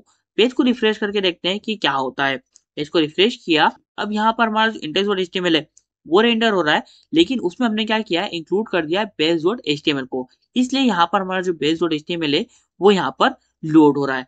अभी के लिए base.html खाली है, तो इसलिए यहाँ पर कुछ भी शो नहीं हो रहा है। तो एक काम करता हूँ, यहाँ पर हमारे एक h1 टैग में मैं लेटेस्ट से हेलो वर्ल्ड को एंटर कर देता हूँ, ताकि आपको यहाँ पर क्लियर देखने को मिल जाए कि यहाँ पर base.html ही यहाँ पर रेंडर हो रहा है। देख सकते हो base.html यहाँ पर रेंडर हो रहा है और index.html अभी बिल्कुल खाली है। जस्ट यहाँ पर मैंने एक लाइन का कोड लिया है, लेटेस्ट से मैंने यहाँ पर इंक्लूड कर दिया है base.html को। अब यहाँ पर अगर आप चाहते तो यहाँ पर आप इंक्लूड की जगह पर एक्सटेंड्स मेथड का भी यूज कर सकते थे। लेटेस्ट से मैं यहाँ पर एक्सटेंड्स मेथड का यूज करके यहाँ पर base.html को कॉल कर देता हूँ और अब पेज को रिफ्रेश करता हूँ, तब भी यहाँ पर कोई भी चेंजेस आपको देखने को नहीं मिलेगा। अब यहाँ पर अगर हम बात करें कि भाई यहाँ पर अगर इन दोनों में कोई डिफरेंस नहीं है तो हम इनका यूज क्यों करते हैं, तो देखो जब भी हम अपने पूरे के पूरे टेम्पलेट को कहीं पर कॉल करते हैं तो ऐसे केस में हम यहाँ पर एक्सटेंड्स मेथड का यूज करते हैं। लेकिन जब भी हमें किसी एक कंपोनेंट को कॉल करना होता है या फिर इंक्लूड करना होता है तो ऐसे केस में हम यहाँ पर इंक्लूड मेथड का यूज करते हैं। लेटेस्ट से भाई यहाँ पर ना मैं अपना जो नेवबार का कोड है उसे एक अलग फाइल में रखता और उसे यहाँ पर मैं इंक्लूड करना चाहता, तो ऐसे केस में हम यहाँ पर इंक्लूड मेथड का यूज करेंगे, ना कि एक्सटेंड्स का। करके दिखाता हूँ। लेटेस्ट से मैं यहाँ पर आया और मैंने यहाँ पर एक new.html नाम की फाइल बना ली। यहाँ पर आया बूटस्ट्रैप पर और यहाँ पर मैं गया नीचे, कहाँ पर हमारा जो नेवबार है वहां पर, और यहाँ पर से मैं क्या करूंगा, यहाँ पर से मैं अपना जो नेवबार है उसका कोड लूंगा और यहाँ पर जस्ट पेस्ट कर दूंगा। ना हेडर पेस्ट करूंगा, ना फुटर, ना ही किसी टाइप की सीएसएस वाली लिंक। यहाँ पर जस्ट अपना जो नेवबार है उसका कोड रखूंगा और उसे इंक्लूड कर दूंगा कहाँ पर, इस base.html में। लेटेस्ट में यहाँ पर लिखूंगा इंक्लूड और यहाँ पर मैं base.html को इनहेरिट कर दूंगा। लेकिन एक सेकेंड, यहाँ पर हमें base.html को नहीं new.html को इनहेरिट करना था। अब पेज को रिफ्रेश करूंगा तो यहाँ पर हमें एक न्यू बार भी शो होगा। देख सकते हो यहाँ पर हमारा जो न्यू बार है वो भी हमें शो होकर देखने को मिल चुका है। अब यहाँ पर अगर मैं एक्सटेंड्स मेथड का यूज करता तो यहाँ पर ये सेम चीज हमें देखने को नहीं मिलती। लेटेस्ट में यहाँ पर इंक्लूड की जगह पर एक्सटेंड्स को एंटर कर देता, पेज को रिफ्रेश करता, तो यहाँ पर आप देख सकते हो यहाँ पर हमारा जो न्यू बार है वो तो शो हो चुका है, लेकिन यहाँ पर हमारा जो हेलो वर्ल्ड है वो शो नहीं हो रहा है। ऐसा क्यों? क्योंकि यहाँ पर हमने एक्सटेंड्स मेथड का यूज किया है। तो आपको जब भी कभी आपके कोड में इस टाइप से जो कंपोनेंट्स है उन्हें ऐड करवाना हो तो ऐसे केस में आपको इंक्लूड मेथड का यूज करना है, ना कि एक्सटेंड्स का। एक्सटेंड का यूज कब करना है? जब आपको पूरे के पूरे टेम्पलेट को कहीं पर भी लोड करवाना हो। अब यहाँ पर इतना काम हमारा हो चुका है। अब यहाँ पर बात करते हैं एक्सटेंड मेथड की कुछ फंडामेंटल्स की। लेटेस्ट से हमने यहाँ पर हमारे index.html में हमारा जो base.html है उसे इनहेरिट कर लिया with the help of x tends method. लेकिन मैं चाहता हूँ कि भाई यहाँ पर सिर्फ हमारा नेवबार या फूटर शो ना हो, इसके अलावा बहुत सारी चीजें यहाँ पर शो हो। तो मैं यहाँ पर क्या अपना डायरेक्टली कोड लिख सकता हूँ? ट्राई करके देखते हैं। लेटेस्ट से भाई मैंने यहाँ पर एक h1 टैग में लिख दिया हेलो वर्ल्ड। अब यहाँ पर जो हमारा हेलो वर्ल्ड है पहले से लिखा हुआ था, कहाँ लिखा हुआ था? base.html में। उसे हटा देता हूँ, हटा दिया है। पेज को रिफ्रेश करूंगा तो हमारा हेलो वर्ल्ड यहाँ से चला जाएगा। देख सकते हो हेलो वर्ल्ड जा चुका है। क्यों गया है? क्योंकि यहाँ पर हमने अपनी जो index.html है उसमें अपने h1 टैग को नॉर्मली इंटर कर दिया है। अब यहाँ पर क्या हो रहा है कि हमारा जो टेम्पलेट इंजन है वो कंफ्यूज हो रहा है कि भाई उसे इस h1 टैग को लगाना कहाँ पर है, क्योंकि हमने base.html में ऐसी कोई जगह नहीं छोड़ी है। और कभी भी आपके फ्रंट एंड में ऐसा नहीं होता है कि आप कहीं पर भी आपके टैग को लिख दो या फिर आप एट द लास्ट यहाँ पर कहीं भी अपेंड कर दो, ऐसा नहीं होता है। यहाँ पर आपको कहीं ना कहीं पर बीच में इसे इंटर करना होता है। तो यहाँ पर ना हम जब भी इस टाइप से अपने टेम्पलेट्स को इनहेरिट करते हैं तो ऐसे केस में यहाँ पर डिफाइन करना होता है कि भाई यहाँ पर हमारा जो कोड है वो कहाँ पर आएगा। तो ऐसे केस में हम क्या करते हैं, हमारा जो अननेम्ड ब्लॉक होता है उसका यूज करते हैं और यहाँ पर हम क्या करते हैं, हमारा जो नेम है उसे इंक्लूड कर देते हैं। लेटेस्ट से यहाँ पर मैं एक कंटेंट नाम का जो ब्लॉक है वो इंटर कर देता हूँ। अब जो हमारा नेम है ये हम पर डिपेंड करता है, हमारी चॉइस से हम जो चाहें रख सकते हैं। अब यहाँ पर जो हमारा ये कंटेंट है ये एज अ वेरिएबल काम करेगा। अब यहाँ पर मैं आता हूँ index.html में, इसे पेस्ट करता हूँ और इन दोनों ब्लॉक के बीच में मैं जो कुछ भी लिखूंगा जो भी वो आ जाएगा कहाँ पर, base.html के इस ब्लॉक के बीच में। पेज को रिफ्रेश करके दिखाता हूँ। पेज को रिफ्रेश किया, यहाँ पर हमारा हेलो वर्ल्ड आ चुका है। लेटेस्ट से मैं यहाँ पर हमारे बूटस्ट्रैप की कुछ क्लासेस वगैरह का यूज कर लेता हूँ। लेटेस्ट से मैं इस टाइप से इसे कंटेनर क्लास में रैप कर देता हूँ और ऊपर नीचे से थोड़ी मार्जिन दे देता हूँ। पेज को रिफ्रेश करूंगा तो हेलो वर्ल्ड यहाँ पर इस टाइप से शो हो जाएगा। सो गाइज आई होप कि अब यहाँ पर आप समझ गए होंगे कि किस टाइप से हम यहाँ पर अपने टेम्पलेट इंजन का यूज कर सकते हैं और यहाँ पर किस टाइप से हम अपने टेम्पलेट इंजन का यूज करके अपने जो टेम्पलेट्स हैं उन्हें इनहेरिट कर सकते हैं और किस टाइप से अपने टेम्पलेट को बना सकते हैं। अच्छा, वैसे अगर आप यहाँ पर चाहो तो यहाँ पर आप आपके नेव बार में यहाँ पर आपके राउट्स वगैरह को भी ऐड कर सकते हो। जैसे कि भाई यहाँ पर होम पेज के लिए एक राउट हो, एक यहाँ पर अबाउट पेज के लिए राउट हो, क्लिक करते ही आप अबाउट या फिर होम पेज पर आ जाओ, वो चीज भी आप यहाँ पर कर सकते हो। लेटेस्ट से मैं आता हूँ अपनी new.html में और यहाँ पर जितनी भी एडिशनल चीजें हैं उन सभी को हटा दूंगा मेरे नेव बार से, जस्ट यहाँ पर होम रहने दूंगा और इसकी एक कॉपी बना लूंगा और उसमें मैं कोड लिखूंगा किसके लिए, अबाउट के लिए। तो लेटेस्ट से मैंने इसकी कॉपी बनाई और यहाँ पर मैं होम की जगह पर ऐड कर दूंगा लेटेस्ट से अबाउट। अब यहाँ पर अबाउट या होम सिर्फ लिखने से ये रिडायरेक्ट नहीं करेगा, हमें यहाँ पर href में जो इसका राउट है वो भी इंटर करना पड़ेगा। तो लेटेस्ट से मैं यहाँ पर होम में इंटर कर दूंगा सिर्फ स्लैश, क्योंकि यहाँ पर हमारा जो राउट है होम पेज का वो यही है और जो हमारा अबाउट है इसमें मैं ऐड करूंगा लेटेस्ट से स्लैश अबाउट। तो यहाँ पर अब जैसे ही मैं अबाउट या फिर होम पर क्लिक करूंगा तो मैं होम या फिर अबाउट पर रिडायरेक्ट हो जाऊंगा। लेटेस्ट से मैंने क्लिक किया अबाउट पर तो देख सकते हो मैं अबाउट पेज पर आ चुका हूँ और होम पर क्लिक करते ही देख सकते हो मैं होम पेज पर आ चुका हूँ। आई होप कि अब यहाँ पर आप समझ गए होंगे किस टाइप से आप यहाँ पर आपके राउटिंग का यूज कर सकते हो। अब जो हमारा टेम्पलेट इंजन है तो उसको यूज करने का हमें यही बेनिफिट है कि यहाँ पर हमें हर जगह पर मॉडिफिकेशन नहीं करना पड़ते हैं। हम एक जगह करते हैं, सभी जगह मॉडिफिकेशन एक ही बार में हो जाते हैं। नहीं तो यहाँ पर अगर हमारे मल्टीपल पेजेस होते तो अगर हमें न्यू बार को थोड़ा सा भी चेंज करना होता तो हर पेज में जाकर हमें मैन्युअली उन्हें चेंज करना पड़ता। यहाँ पर क्या कर रहे हैं हम, एक बार चेंज कर रहे हैं, सभी जगह ऑटोमेटिकली हमारा न्यू बार अपडेट हो रहा है। सो आई थिंक अब यहाँ पर आप समझ गए होंगे importance of template engine. So guys अब यहाँ पर टाइम हो चुका है एक छोटे से ब्रेक का। ब्रेक मेरे लिए नहीं है, ब्रेक आपके लिए। अब यहाँ पर आपको वीडियो को थोड़ा सा पॉज करना है और आपको जितना भी अभी तक सीखा है उसका एक बार प्रैक्टिकल कर लेना है और आई होप कि आपने अभी तक वीडियो को लाइक कर दिया होगा।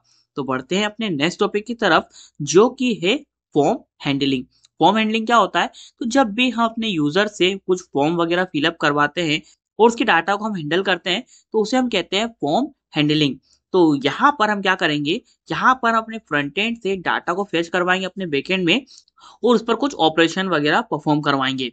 डाटाबेस में स्टोर करना भी सीखेंगे लेकिन अभी के लिए जस्ट हम अपना जो ऑपरेशन है उसे परफॉर्म करवाएंगे। तो लेटेस्ट से मैं यहाँ पर अपना जो फॉर्म है उसे बनाने के लिए डबल से बूटस्ट्रैप का ही यूज करूंगा।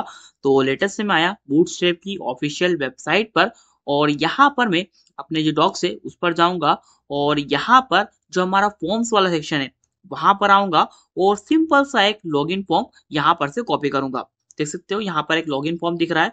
तो लेटेस्ट से मैंने इसे कॉपी किया और यहाँ पर मैं एक login.html नाम की फाइल बना लेता हूँ। लेटेस्ट से मैंने यहाँ पर एक login.html नाम की जो फाइल है बना ली है और यहाँ पर इसे पेस्ट कर दिया है। लेकिन एक सेकेंड, इसे हम यहाँ पर डायरेक्टली पेस्ट नहीं कर सकते। यहाँ पर हमें क्या करना पड़ेगा, सबसे पहले तो हमारी एक्सटेंड्स मेथड का यूज करके base.html को इनहेरिट करना पड़ेगा और यहाँ पर भी हमें हमारा जो अननेम्ड ब्लॉक है कौन सा वाला, कंटेंट वाला, वो यहाँ पर लाना पड़ेगा और उसके बाद में हमें यहाँ पर एक कंटेनर क्लास का जो ड्यू है वो बनाना पड़ेगा।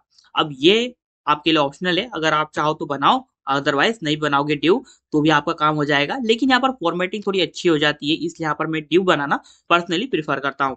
तो यहाँ पर मैंने एक ड्यू बना लिया है और यहाँ पर अगर अपने पेज को अगर अभी के लिए विजिट करके दिखाऊं तो अभी के लिए कुछ भी नहीं दिखेगा क्योंकि अभी के लिए हमने इसका जो फंक्शन है यानी कि जो राउट है वो अभी नहीं बनाया है, तो उसे हमें बनाना पड़ेगा। तो लेटेस्ट से मैं आता हूँ अपनी app.py में और यहाँ पर मैं एक और राउट बना लूंगा लॉगिन पेज के लिए। तो लेटेस्ट से मैं यहाँ पर लिखूंगा @app.route और यहाँ पर मैं इंटर कर दूंगा लेटेस्ट से स्लैश लॉगिन और यहाँ पर मैं एक फंक्शन बना लूंगा लेटेस्ट से लॉगिन नाम से और मैं क्या करूंगा यहाँ पर मैं कुछ इस टाइप से रिटर्न कर दूंगा। अभी के केस में जस्ट रेंडर कर दो लेटेस्ट से, क्या रेंडर कर दो लेटेस्ट से login.html।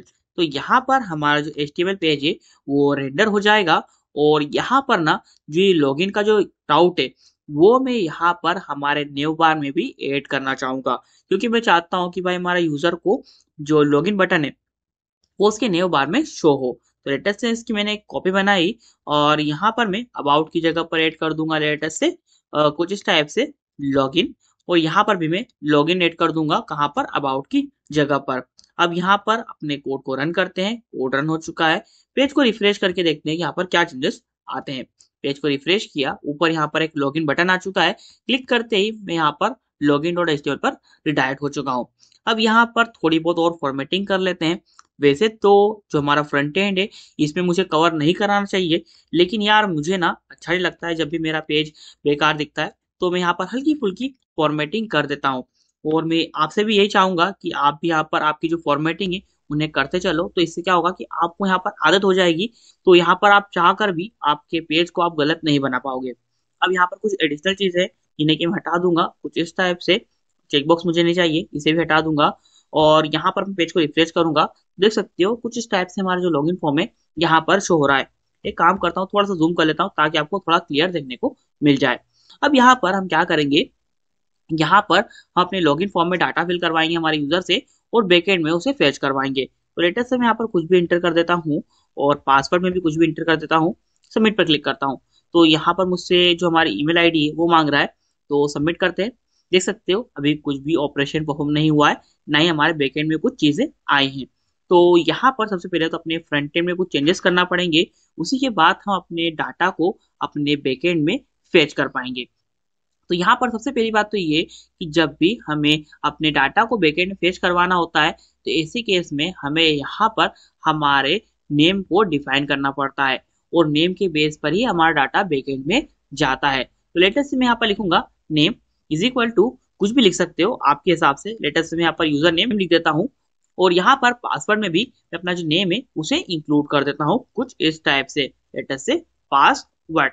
अब यहाँ पर हमारा जो काम है वो हो चुका है। अब यहाँ पर अगर कोई फॉर्म फिलअप करेगा, लेटेस्ट से पेज को रिफ्रेश किया, यहाँ पर मैंने कुछ भी डिटेल वगैरह फिलअप कर दी, और यहाँ पर मैंने जो पासवर्ड है उसमें कुछ भी इंटर कर दिया, सबमिट पर क्लिक किया, तो अभी भी हमसे यहाँ पर ईमेल मांग रहा है।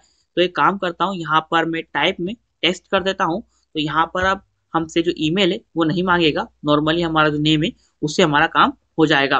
पासवर्ड इंटर किया, अब यहाँ पर आप देख सकते हो हमारा डाटा है वो बैकएंड में जा चुका है।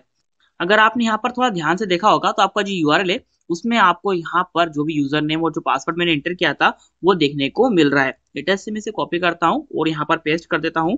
तो यहाँ पर आप देख सकते हो, यहाँ पर आपका जो यूजर नेम है और जो पासवर्ड है यूआरएल में अभी के लिए आपको दिख रहा है, मतलब कि हमारा डाटा है वो हमारे बैकएंड में जा रहा है। अब यहाँ पर एक और क्वेरी आती है। क्वेरी ये है कि यहाँ पर ना हमारा जो यूजर नेम है और जो पासवर्ड है हमारे यूआरएल पर दिख रहा है। तो यहाँ पर क्या होगा कि अगर किसी ने हमारे यूआरएल पर ध्यान रखा, तो ऐसे केस में तो हमारा यूजर नेम और पासवर्ड देख लेगा। तो देखो जब भी हम कभी इस टाइप से अपने किसी सेंसिटिव डाटा को बैकएंड में पेज करवाते हैं, यानी कि बैकएंड में सेंड करते हैं, तो ऐसे केस में हम क्या करते हैं, यहाँ पर हमारा जो मेथड है उसे इंक्लूड कर देते हैं। लेटेस्ट से हम यहाँ पर जब भी अपनी फॉर्म फिलिंग करवाते हैं, तो ऐसे केस में हम यहाँ पर दो मेथड्स का यूज करते हैं। और जब भी हम अपने फॉर्म में सेंसिटिव इन्फॉर्मेशन को लेते हैं, तो हम क्या करते हैं, इसकी जो मेथड है उसे हम कर देते हैं लेटेस्ट से पोस्ट। इसी केस में क्या होता है कि हमारा जो डाटा होता है वो बिना यूआरएल में दिखे हमारे बैकएंड में फेच हो जाता है। लेटेस्ट से हमने यहाँ पर हमारा जो मेथड है उसे पोस्ट कर दिया है। अब यहाँ पर अपने डाटा को फिल करूंगा, तो हमारा जो भी यूजर नेम और जो पासवर्ड होगा वो हमारे यूआरएल पर देखने को नहीं मिलेगा। देख सकते हो नहीं मिला है, लेकिन अभी के केस में हमें यहाँ पर मेथड नॉट अलाउड मिल गया है। क्यों? क्योंकि बाय डिफॉल्ट जब भी हम अपने फ्लास्क में अपनी जो राउट वगैरह बनाते हैं, तो यहाँ पर उसकी जो मेथड होती है वो गेट होती है, यानी कि यूआरएल वाली। भाई हमारा जो डाटा है वो यूआरएल के बेस पर आएगा, और यहाँ पर आपको उस पर कुछ प्रोसेस वगैरह परफॉर्म करवाना है। लेकिन यहाँ पर हम क्या कर रहे हैं, हमारा जो मेथड है उसे हम पोस्ट कर रहे हैं। तो इसी केस में यहाँ पर ना हमें एरर मिल रहा है भाई कि मेथड नॉट अलाउड। तो यहाँ पर हमें क्या करना पड़ेगा, हमारे राउट में हमारे जो मेथड है उसे डिफाइन करना पड़ेगा। तो यहाँ पर मैं लगाऊंगा लेटेस्ट से कोमा, और मैं यहाँ पर मेथड्स नाम का वेरिएबल बनाऊंगा, और उसमें मैं एक लिस्ट बनाऊंगा, और इस लिस्ट में हमारी जो मेथड्स होने वाली है वो हम यहाँ पर असाइन करेंगे। तो यहाँ पर हम असाइन करेंगे लेटेस्ट से गेट। अब आप बोलोगे भाई मैंने बोला कि यहाँ पर एरर आ रहा है पोस्ट की वजह से, तो यहाँ पर हम गेट को क्यों इंक्लूड कर रहे हैं? तो देखो गेट को इसलिए इंक्लूड कर रहे हैं क्योंकि हमारा जो लॉगिन डॉट एचटीएमएल है वो कब ओपन होगा, जब हमारी गेट रिक्वेस्ट जाएगी। पोस्ट रिक्वेस्ट कब जाएगी, जब हमारा फॉर्म सबमिट होगा, ना कि हमारा जो फॉर्म है वो दिखेगा तब। तो इसलिए हमें यहाँ पर गेट रिक्वेस्ट को भी लेना पड़ेगा। तो यहाँ पर मैंने गेट ले लिया है और कॉमा लगाने के बाद में यहाँ पर मैं पोस्ट को असाइन कर दूंगा। तो यहाँ पर हमारी दोनों मेथड्स असाइन हो चुकी हैं। अब यहाँ पर अगर मैं अपने फॉर्म को फिलअप करता हूँ, लेटर से सबसे पहले तो मुझे अपने कोड को रन करना पड़ेगा। कोड रन हो चुका है। पेज को रिफ्रेश करता हूँ और किसी भी अपने डाटा को फिल करता हूँ। लेटेस्ट से मैंने यहाँ पर अपना यूजर नेम पासवर्ड एंटर किया, सबमिट पर क्लिक किया। तो अब यहाँ पर हमें जो एरर मिल रहा था पहले, अब नहीं मिल रहा है।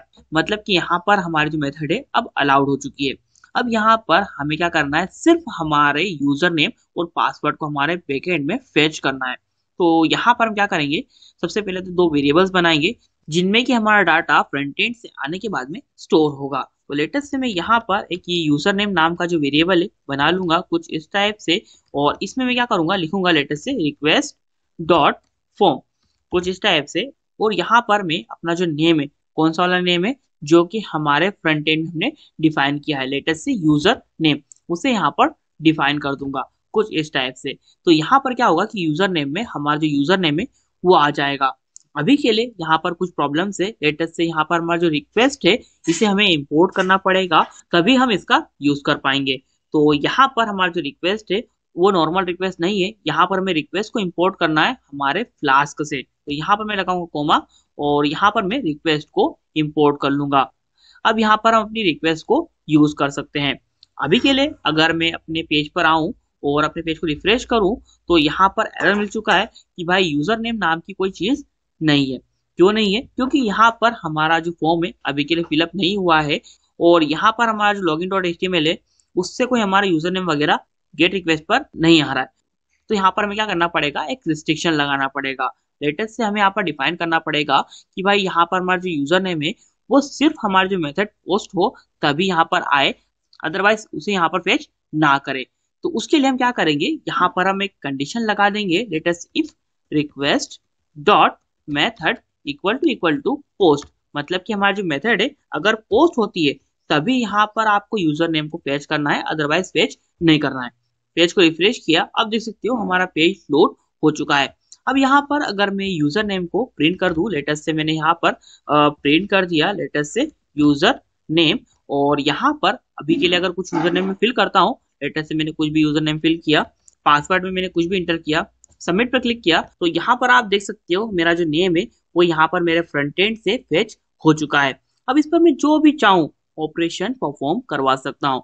अभी के लिए इन पर कोई ऑपरेशन परफॉर्म नहीं करवाएंगे, अभी के लिए जस्ट यहाँ पर हमारे डाटा को फ्रंट एंड से हम फेच करवाएंगे। लेटेस्ट से हमने यहाँ पर अपना यूजर नेम फेच करवाया था, इसी टाइप से हम यहाँ पर हमारा जो पासवर्ड है उसे भी फेच करवा लेते हैं, लेटेस्ट से पासवर्ड, और यहाँ पर मैं पासवर्ड को असाइन कर देता हूँ। और यहाँ पर मैं अपना जो यूजर नेम है और जो पासवर्ड है उसे इंटर कर देता हूँ, इंटर कर दिया, सबमिट पर क्लिक किया, तो यहाँ पर फेच तो हो चुका है, लेकिन मैंने यहाँ पर अपना यूजर नेम और अपना जो पासवर्ड है उसे प्रिंट नहीं किया है, इसलिए यहाँ पर ये प्रिंट नहीं हो रहा है। तो मैं यहाँ पर यूजर नेम और पासवर्ड को प्रिंट कर लेता हूँ कुछ इस टाइप से। तो यहाँ पर मेरा जो यूजर नेम है और जो पासवर्ड है यहाँ पर प्रिंट हो जाएगा। अब यहाँ पर अपने पेज को रिफ्रेश करता हूँ तो यहाँ पर मेरा यूजर नेम और पासवर्ड बैकएंड में आ जाएगा और प्रिंट हो जाएगा। देख सकते हो मेरा यूजर नेम और पासवर्ड यहाँ पर दोनों ही आ चुके हैं और प्रिंट भी हो चुके हैं। सो गाइज अब यहाँ पर हम बात करते हैं कि हम किस टाइप से यहाँ पर अपने टेम्पलेट्स में अपनी स्टैटिक फाइल्स को लिंक कर सकते हैं। स्टैटिक फाइल्स बोले तो हमारी CSS और जावास्क्रिप्ट वाली फाइल्स, और यहाँ पर स्टैटिक फाइल्स में हमारी इमेजेस, वीडियोस वगैरह वगैरह वाली सारी फाइल्स भी इंक्लूडेड है। तो यहाँ पर अगर आप सोच रहे हो कि जो नॉर्मल अप्रोच होती है जिससे कि हम अपनी स्टैटिक फाइल्स को लिंक करते हैं हमारे टेम्पलेट्स में, तो आप इस टाइप से अगर आपकी CSS फाइल या फिर आपकी स्टैटिक फाइल्स को लिंक कर सकते हो तो आप बिल्कुल ही गलत हो। यहाँ पर उसकी अप्रोच थोड़ी सी चेंज जाती है। हाँ, अगर आप चाहो तो नॉर्मली आपका जो कोड है यहाँ पर आप लिख सकते हो। लेटेस्ट से अगर मैं चाहूँ तो यहाँ पर एक स्टाइल टैग लगाने के बाद में यहाँ पर अपनी जो CSS वगैरह है उसे लिख सकता हूँ। लेकिन यहाँ पर अगर मैं चाहूँ कि भाई मेरी CSS किसी अलग फाइल में रहे और उसका यूज मैं यहाँ पर करूँ, लेटेस्ट से मैं यहाँ पर लिंक कर दूँ, तो वो चीज मैं यहाँ पर नॉर्मल अप्रोच से नहीं कर सकता। लेटेस्ट से मैं यहाँ पर अगर अपने पेज को रिफ्रेश करके दिखाऊं तो अभी के लिए तो यहाँ पर मेरी CSS काम कर रही है, लेकिन अगर मैं चाहूँ कि भाई इसे मैं एक अलग फाइल में रखूं और यहाँ पर अपनी नॉर्मल अप्रोच से लिंक कर दूं तो वो चीज पॉसिबल नहीं है। लेटेस्ट से मैं यहाँ पर एक style.css नाम की जो फाइल है वो बनाता हूँ और वहां पर जितना भी CSS का कोड मैंने यहाँ पर लिखा है उसे कॉपी करके पेस्ट कर देता हूँ। लेटेस्ट से मैंने कॉपी किया, पेस्ट कर दिया और यहाँ से इसे हटा देता हूँ। अब आप बोलोगे भाई इसे हमने लिंक नहीं किया है तो अभी के लिए तो कुछ भी नहीं दिखेगा। ऑब्वियस सी बात है, नहीं दिखेगा। लेटेस्ट से मैं यहाँ पर हमारी जो नॉर्मल अप्रोच होती है उससे इसे लिंक कर देता हूँ। लेटेस्ट से style.css पेज को रिफ्रेश किया, देख सकते हो CSS नहीं लगी है। तो यहाँ पर ना जब भी हमें एक स्टैटिक फाइल को हमारे टेम्पलेट्स वगैरह से लिंक करना होता है तो ऐसे केस में हमें यहाँ पर टेम्पलेट की तरह ही उन्हें भी एक अलग स्पेसिफिक फोल्डर में रखना पड़ता है जिसका कि नाम होता है टेम्पलेट्स की तरह ही स्टैटिक। तो यहाँ पर मैं एक स्टैटिक नाम का जो फोल्डर है बना लूंगा जिसमें कि मैं इस style.css को मूव कर दूंगा। मूव कर दिया है। अब ये एक CSS फाइल दिखने लग गई है। अब अगर आप यहाँ पर सोच रहे हो कि आपकी जो style.css है अब यहाँ पर इंक्लूड हो जाएगी तो भी आप गलत हो। पेज को रिफ्रेश किया, देख सकते हो यहाँ पर हमारी स्टैटिक फाइल्स लिंक नहीं हुई है। तो यहाँ पर ना आपको जो आपका href है उसमें पाथ को थोड़ा सा कस्टमाइज करना पड़ता है जब भी आपको स्टैटिक फाइल को लिंक करना होता है। तो यहाँ पर आपको डबल करली ब्रेसेस लगाने होते हैं और उसके बाद में आपको लिखना पड़ता है URL_4 और यहाँ पर इसका कोई एमिट वगैरह नहीं मिलता है तो आपको मैन्युअली पूरा ही टाइप करना पड़ेगा कुछ इस टाइप से। और यहाँ पर मैं लिख दूंगा लेटर से file name is equal to और यहाँ पर जो भी आपकी फाइल का नेम है वो आपको एंटर कर देना है। लेटेस्ट से मैंने यहाँ पर style.css इंटर कर दिया है। तो यहाँ पर पेज को रिफ्रेश किया, देख सकते हो अब यहाँ पर मेरी CSS काम करने लग चुकी है। अगर मैं style.css में जाऊं और यहाँ पर इसका जो कलर है वो मैं कर दूं लेटेस्ट से व्हाइट तो यहाँ पर आप क्लियर देख पाएंगे कि हमारी CSS काम करने लग गई है। और ये जो CSS है वो कहाँ पर इंक्लूड हो रही है, मेरे इस base.html में, यानी कि मेरे मेन टेम्पलेट में। तो ये CSS मेरे हर पेज पर लग जाएंगी। देख सकते हो मेरी CSS हर पेज पे लग चुकी है। एक बात और, यहाँ पर अगर आप चाहो तो आप मल्टीपल ब्लॉक्स भी बना सकते हो। मैंने अभी के लिए आपको एक ही ब्लॉक बनाकर दिखाया, आप मल्टीपल ब्लॉक्स बना सकते हो। लेटेस्ट से आप चाहो तो यहाँ पर एक स्टाइल के लिए भी एक ब्लॉक बना सकते हो। लेटेस्ट से मैं यहाँ पर एक अननेम्ड ब्लॉक बना देता हूँ लेटेस्ट से स्टाइल नाम से। अब इसी का आप यूज करके आपके टेम्पलेट्स में अलग अलग जगहों पर आप इसे इनहेरिट कर सकते हो और उसका यूज कर सकते हो। अब समझ में आया हमने नाम क्यों डिफाइन किया था? नाम डिफाइन किया था क्योंकि यहाँ पर मल्टीपल ब्लॉक्स एग्जिस्ट कर सकते हैं। अब लेटेस्ट से मैं आता हूँ index.html में और यहाँ पर मैं अपना जो ब्लॉक है उसे पेस्ट करता हूँ और यहाँ पर मैं लगाऊंगा अपना स्टाइल टैग और यहाँ पर मैं कर दूंगा लेटेस्ट से जो बॉडी है उसका कलर कर दो आप लेटेस्ट से ब्लैक। तो यहाँ पर इसका जो कलर है वो ब्लैक हो जाएगा और इसका जो बैकग्राउंड कलर है वो मैं कर देता हूँ लेटेस्ट से व्हाइट। तो यहाँ पर हमारा पुराना कलर आ जाएगा हमारे होम पेज पर, देख सकते हो आ चुका है। और अबाउट और दूसरे पेजेस पर जो हमारा ये वाली थीम थी जो कि हमने यहाँ पर base.html में लिखी थी वही काम करेगी। एक बात और, यहाँ पर अगर आप चाहो तो इसी टाइप से आप आपकी जावास्क्रिप्ट वाली फाइल्स, इमेजेस, वीडियोस वगैरह वगैरह सभी को यहाँ पर इंपोर्ट कर सकते हो, यानी कि लिंक कर सकते हो। और मैं ये चाहूंगा कि आप इस चीज को ट्राई करके देखो। अब यहाँ पर बहुत सारे डेवलपर्स की एक क्वेरी आ सकती है कि भाई यहाँ पर हमने जो हमारे CSS है उसे लिंक करने के लिए इस टाइप से हमारा जो पाथ है उसे एंटर किया, लेकिन बूटस्ट्रैप में तो हमने ऐसा कुछ भी नहीं किया। हमने जस्ट हमारा जो कोड था उसे कॉपी किया और पेस्ट कर दिया और हमारी CSS लग भी रही है, ऐसा नहीं कि नहीं लग रही है। तो क्या हम ऐसा कर सकते हैं? तो इसका क्या फंडा है? तो देखो यहाँ पर ना जो आप ये CSS लोड करवा रहे हो ये हमारी रिलेटिव पाथ पर है और ये वाली जो CSS है वो हमारे एब्सोल्यूट पाथ पर है। अब इन दोनों में क्या डिफरेंस है कमेंट करके बताना, और अगर नहीं आए तो पूछ लेना, मैं तो हूं ही समझाने के लिए, समझा दूंगा। तो यहाँ पर ये एब्सोल्यूट पाथ पर है इसलिए यहाँ पर हम इसका यूज डायरेक्टली कर सकते हैं, लेकिन हमें जो भी रिलेटिव पाथ देने होंगे तो हमें इसी टाइप से देना पड़ेंगे URL4 का यूज करके। तो आई थिंक आप यहाँ पर समझ गए होंगे कि किस टाइप से आप यहाँ पर आपकी स्टैटिक फाइल्स को लिंक कर सकते हो। तो यहाँ पर अभी के लिए मैं अपनी जो CSS है उसे खाली कर दूंगा क्योंकि यहाँ पर मुझे अपनी जो नॉर्मल CSS है वही अच्छी लगती है जो कि बूटस्ट्रैप से आती है और वो थोड़ी डायनेमिक भी लगती है। तो यहाँ पर अभी के लिए अपनी CSS को मैं खाली कर दूंगा। अब यहाँ पर अगर आप चाहो तो आपका जो ब्लॉक है उसे एम्प्टी भी छोड़ सकते हो और अगर नहीं भी यूज करोगे तो कोई प्रॉब्लम नहीं आने वाली है। अब यहाँ पर हम स्टार्ट करते हैं हमारा one of the most important और इंटरेस्टिंग टॉपिक जो कि होने वाला है DBMS यानी कि डाटाबेस मैनेजमेंट सिस्टम। तो यहाँ पर अगर आप चाहो तो फ्लास्क ऐप में भी आपका जो डाटाबेस है बना सकते हो। भले ही छोटा डाटाबेस बनता है लेकिन हाँ अगर आप चाहो तो उसे बना सकते हो। तो यहाँ पर हम अलग अलग डाटाबेसेस का यूज करते हैं जब भी हमारे बैकएंड की बात आती है। तो यहाँ पर हम क्या करेंगे, फ्लास्क के सिक्वल एल्केमी नाम के डाटाबेस का यूज करेंगे। आप चाहो तो दूसरे डाटाबेस का भी यूज कर सकते हो, लेकिन पर्सनली इसे प्रीफर करूंगा क्योंकि इसका यूज करना यहाँ पर बहुत ही इजी होता है। तो यहाँ पर सबसे पहले तो हमें क्या करना पड़ेगा, इसे इंस्टॉल करना पड़ेगा। और इंस्टॉल कहाँ पर करूंगा, मैं अपने वर्चुअल इन्वायरमेंट में। तो यहाँ पर मैं लिखूंगा पिप install flask dash SQL alchemy, कुछ इस टाइप से, और एंटर प्रेस कर दूंगा। तो ये इस वर्चुअल इन्वायरमेंट में इंस्टॉल हो जाएगा। तो देख सकते हो यहाँ पर ये इंस्टॉल हो चुका है। अब यहाँ पर हम क्या करेंगे, यहाँ पर इसका कोड लिखना स्टार्ट करेंगे। तो यहाँ पर सबसे पहले तो हम क्या करेंगे, इसे यहाँ पर इंपोर्ट करेंगे। तो मैं यहाँ पर लिखूंगा लेटेस्ट से from flask underscore SQL alchemy, और इसमें से मैं इंपोर्ट करूंगा, किसे इंपोर्ट करूंगा, एसक्यूएल एल्केमी को। अब यहाँ पर हम क्या करेंगे, यहाँ पर हम इसका जो कोड है वो लिखेंगे। तो यहाँ पर हम क्या करते हैं, जब भी हमें जो हमारा डाटाबेस बनाना होता है, तो यहाँ पर हम उसका जो पाथ है, यानी कि हम डिफाइन करते हैं कि भाई कहाँ पर हमारा डाटाबेस बनेगा या किस फाइल में हमारा डाटाबेस बनेगा। तो यहाँ पर हमें लिखना पड़ता है app.config, कुछ इस टाइप से, और यहाँ पर हमें एक कैपिटल लेटर्स में लिखना पड़ता है SQL alchemy underscore database underscore URI।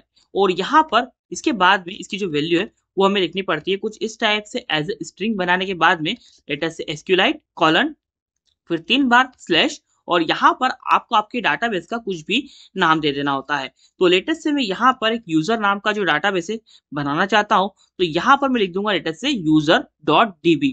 अब यहाँ पर .db लिखा है, इसका मतलब ये कि हमारी डाटाबेस वाली फाइल रहेगी, इसमें ही हमारा पूरा का पूरा डाटा स्टोर होगा। अब यहाँ पर हम क्या करेंगे, यहाँ पर हम एक db नाम का वेरिएबल बना लेंगे। आपकी चॉइस है, आप किसी भी नाम से बना सकते हो, लेकिन एज ऑफिशियली मैं आपको सजेस्ट करूंगा कि आप db नाम से ही जो वेरिएबल है बनाओ। और यहाँ पर आपको लिखना है लेटेस्ट से SQL alchemy, जिसे कि हमने इंपोर्ट किया है, और यहाँ पर आपको असाइन कर देना है लेटेस्ट से ऐप। अब यहाँ पर क्या होगा कि हमारे ऐप में जो डाटाबेस है वो इंक्लूड हो जाएगा। अब हमें क्या करना है, यहाँ पर एक क्लास बनानी है। अब क्लास क्या होती है, सभी को पता है, एक ब्लूप्रिंट होता है किसी भी ऑब्जेक्ट का। तो यहाँ पर हम क्या करेंगे, हमारे डाटाबेस में जितने भी ऑब्जेक्ट्स आएंगे उनका हम क्या करेंगे, ब्लूप्रिंट डिफाइन करेंगे कि भाई उनमें क्या क्या चीजें होने वाली है। तो लेटेस्ट से मैं यहाँ पर एक क्लास बना लूंगा और उसका नाम रखता हूँ लेटेस्ट से यूजर, और इसके अंदर में आर्ग्यूमेंट देना पड़ता है जो कि होता है db.model। और उसके बाद में हम क्या करेंगे, यहाँ पर हमारे कॉलम्स डिफाइन करेंगे। लेटेस्ट से हमारा यूजर नेम होना चाहिए, पासवर्ड होना चाहिए, और सीरियल नंबर होना चाहिए, वगैरह वगैरह। तो यहाँ पर सबसे पहले तो मैं एक सीरियल नंबर नाम का जो वेरिएबल है बनाऊंगा, और यहाँ पर मैं क्या करूंगा, लिखूंगा लेटेस्ट से db.column, कुछ इस टाइप से, और यहाँ पर मैं लिखूंगा लेटेस्ट से db.integer। तो यहाँ पर क्या होगा कि एक इंटीजर फील्ड यहाँ पर बन जाएगी, और यहाँ पर ना कॉमा लगाने के बाद में एक और आर्ग्यूमेंट में असाइन करूंगा लेटेस्ट से प्राइमरी अंडरस्कोर की इज इक्वल टू ट्रू। अब यहाँ पर बात आती है कि भाई प्राइमरी की क्या है। तो देखो, जब भी हम कभी एक डाटाबेस बनाते हैं ना, तो हमें हर एक ऑब्जेक्ट को एक यूनिक की प्रोवाइड करना पड़ती है। यूनिक की बोले तो भाई एक यूनिकनेस प्रोवाइड करना पड़ती है कि भाई ये अपने आप में एक अलग चीज है। तो यहाँ पर ना बाय डिफॉल्ट कोई सी भी यूनिक की प्रोवाइड नहीं होती है। तो यहाँ पर आपको क्या करना पड़ता है, मैन्युअली एक प्राइमरी की बनानी पड़ती है। जेंगो में ऐसा नहीं होता है, जेंगो में ऑलरेडी एक आईडी डिफाइन हो जाती है, आप डिफाइन करो या नहीं करो इससे कोई फर्क नहीं पड़ता है, लेकिन यहाँ पर आपको डिफाइन करना पड़ता है। तो यहाँ पर हमने प्राइमरी की इज इक्वल टू ट्रू कर दिया है, मतलब कि हमारे सीरियल नंबर को हमने एक प्राइमरी की डिफाइन कर दिया है। एक बात और, यहाँ पर आपके डाटाबेस में एक से ज्यादा प्राइमरी की नहीं हो सकती। हाँ, अगर आप चाहो तो एक यूनिक की बना सकते हो। यूनिक की बोले तो प्राइमरी की तरह ही होती है, लेकिन वो एक प्राइमरी की नहीं होती है। यूनिक की बोले तो एक तरह से छोटा भाई समझ सकते हो प्राइमरी की का। अब यहाँ पर मैं डाटाबेस को इतना डिटेल में नहीं पढ़ाऊंगा, यहाँ पर हम थ्योरी पे कम, प्रैक्टिकल पर ज्यादा बात करेंगे। तो यहाँ पर मैं क्या करूंगा, कुछ और कॉलम्स भी यहाँ पर डिफाइन करूंगा। तो यहाँ पर मैं लिखूंगा लेटेस्ट से यूजर नेम। अब यहाँ पर मैं यूजर नेम नाम का जो कॉलम है वो बनाना चाहता हूँ, इसलिए मैंने लिखा है user name is equal to, और यहाँ पर मैं लिख दूंगा लेटेस्ट से db.column, कुछ इस टाइप से। और यहाँ पर हमारा जो कॉलम है इसका जो टाइप होगा वो होगा एक स्ट्रिंग। तो यहाँ पर मैं लिखूंगा लेटेस्ट से db.string, कुछ इस टाइप से। और अब यहाँ पर ना मुझे क्या करना पड़ेगा, यहाँ पर मुझे इसकी जो लेंथ है वो देनी पड़ेगी। तो लेटेस्ट से मैं यहाँ पर चाहता हूँ कि भाई 200 कैरेक्टर्स इनफ होते हैं हमारे यूजर नेम के लिए, तो वही यहाँ पर ले लूंगा और यहाँ पर मैं कॉमा लगा के कुछ और आर्ग्यूमेंट्स भी दे सकता हूँ। लेटेस्ट से मैं यहाँ पर साइन कर देता हूँ, लेटेस्ट से nullable is equal to false. तो यहाँ पर क्या होगा कि ये वाला जो फील्ड है वो कभी भी खाली नहीं रहेगा। एक बात और, जो हमारा सीरियल नंबर है वो प्राइमरी की असाइन होने की वजह से यहाँ पर automatically nullable is equal to false हो चुका है, मतलब कि ये फील्ड कभी भी नल नहीं रह सकती। और यहाँ पर जो सीरियल नंबर रहेगा ना वो ऑटोमेटिकली अपडेट होता जाएगा, क्योंकि हमने इसे एक प्राइमरी की डिफाइन किया है। अब यहाँ पर हमारा जो दूसरा कॉलम है वो भी बना लेते हैं। लेटेस्ट से हम यहाँ पर अपने यूजर से जो उसका डिस्क्रिप्शन है वो ले लेंगे, लेटेस्ट से डिस्क्रिप्शन। अब आपकी चॉइस है, आप जो चाहो ले सकते हो, मैं अभी के लिए डिस्क्रिप्शन ले रहा हूँ। और यहाँ पर भी हमारा जो उसका टाइप रहेगा वो एक स्ट्रिंग ही रहेगा। और यहाँ पर मैं इसकी जो कैरेक्टर की लेंथ है वो 250 कर देता हूँ। और यहाँ पर भी मैं नलेबल इज इक्वल टू कर दूंगा लेटर से फॉल्स। एक काम करते हैं, यहाँ पर डिस्क्रिप्शन नहीं लेते हैं, हमारे यूजर से डायरेक्ट पासवर्ड ले लेते हैं, क्योंकि हम यहाँ पर लॉगिन वाली एक्टिविटी परफॉर्म करवाएंगे, तो इसलिए हम यहाँ पर एक काम करते हैं, पासवर्ड ले लेते हैं। और उसी के साथ साथ मुझे एक फील्ड लग रही है यहाँ पर ना, हम अपने यूजर से डेट टाइम भी ले लेते हैं कि भाई अपने यूजर ने किस टाइम पर यहाँ पर उसका जो डाटा है यूजर टेबल में स्टोर करवाया था, क्योंकि हमें कुछ रिकॉर्ड्स भी चाहिए ना कि भाई कब आया था यूजर। तो इसलिए हम यहाँ पर एक डेट टाइम नाम का जो वेरिएबल है बनाएंगे, यानी कि डेट टाइम नाम का एक कॉलम बनाएंगे। और यहाँ पर मैं लिखूंगा लेटेस्ट से db डॉट कॉलम कुछ इस टाइप से। और यहाँ पर मुझे क्या लिखना पड़ेगा, मुझे लिखना पड़ेगा db डॉट डेट टाइम कुछ इस टाइप से, कॉमा लगाऊंगा। और यहाँ पर हम क्या करेंगे, अब हमारी डेट टाइम है उसकी वैल्यू डिफॉल्ट में यहाँ पर असाइन कर देंगे। तो यहाँ पर मैं क्या करूंगा, लिखूंगा लेटर से डिफॉल्ट। और अब डिफॉल्ट में हमें डेट टाइम की वैल्यू असाइन करना है, तो उसे हमें यहाँ पर इंपोर्ट भी करना पड़ेगा। तो यहाँ पर मैं लिखूंगा लेटर से फ्रॉम डेट टाइम। और यहाँ से मैं इंपोर्ट कर लूंगा किसे, डेट टाइम को इंपोर्ट कर लिया है। अब यहाँ पर मैं इसका यूज कर सकता हूँ, मैं यहाँ पर लिखूंगा लेटेस्ट से date time dot UTC now. तो यहाँ पर अभी जो भी टाइम हो रहा होगा वो यहाँ पर आ जाएगा और इस डिफॉल्ट में कैप्चर हो जाएगा। अब यहाँ पर अगर आप चाहो तो आपके हिसाब से जितनी फील्ड्स वगैरह चाहो आप यहाँ पर लगा सकते हो। अब यहाँ पर हम क्या करेंगे, यूजर टेबल में अपने डाटा को स्टोर करवाएंगे। तो यहाँ पर मैं काम करता हूँ, जो हमारा लॉगिन वाला राउट था इसे मॉडिफाई कर लेता हूँ एज ए रजिस्ट्रेशन। तो यहाँ पर मैं इसका जो नाम है चेंज कर देता हूँ, लेटेस्ट से रजिस्टर कर देता हूँ एज ए राउट। और इसका जो फंक्शन का नाम है वो भी मैं चेंज कर देता हूँ, लेटेस्ट से रजिस्टर। और यहाँ पर मैं इसे रजिस्टर डॉट एचटीएमएल पर ही डायरेक्ट करवाऊंगा। और यहाँ पर मैंने जो अपनी लॉगिन डॉट एचटीएमएल उसका नाम पहले रजिस्टर डॉट एचटीएमएल कर दिया है और उसमें कुछ चेंजेस कर दिए हैं। अब यहाँ पर मैं आता हूँ अपने न्यू बार में, और यहाँ पर मैं इसका जो राउट है वो भी चेंज कर देता हूँ, लेटेस्ट से मैं यहाँ पर रजिस्टर कर देता हूँ। और यहाँ पर मैं इसका जो राउट है उसे भी चेंज कर देता हूँ, लेटेस्ट से मैं यहाँ पर रजिस्टर को पेस्ट कर देता हूँ। अब हमारा काम हो चुका है, अब जस्ट हमें अपने कोड को रन करना है। कोड को रन किया तो यहाँ पर आप देखते हो यहाँ पर एक इंस्टेंस नाम का जो फोल्डर है वो क्रिएट हो चुका है। अब आप बोलोगे भाई वो सब तो ठीक है, लेकिन इसका काम क्या है, तो यहीं पर हमारा जो डाटाबेस है उसकी फाइल बनती है। कौन सी वाली फाइल बनेगी, यूजर डॉट डीबी वाली फाइल बनेगी।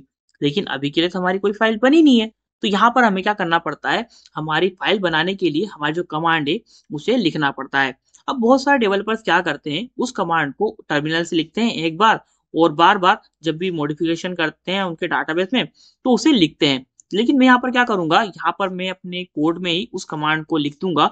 इससे क्या होगा कि जैसे हमारे डाटाबेस में कुछ चेंजेस होंगे या फिर डाटाबेस डिलीट हो जाएगा तो ऑटोमेटिकली डाटाबेस बन जाएगा कोड रन होते ही।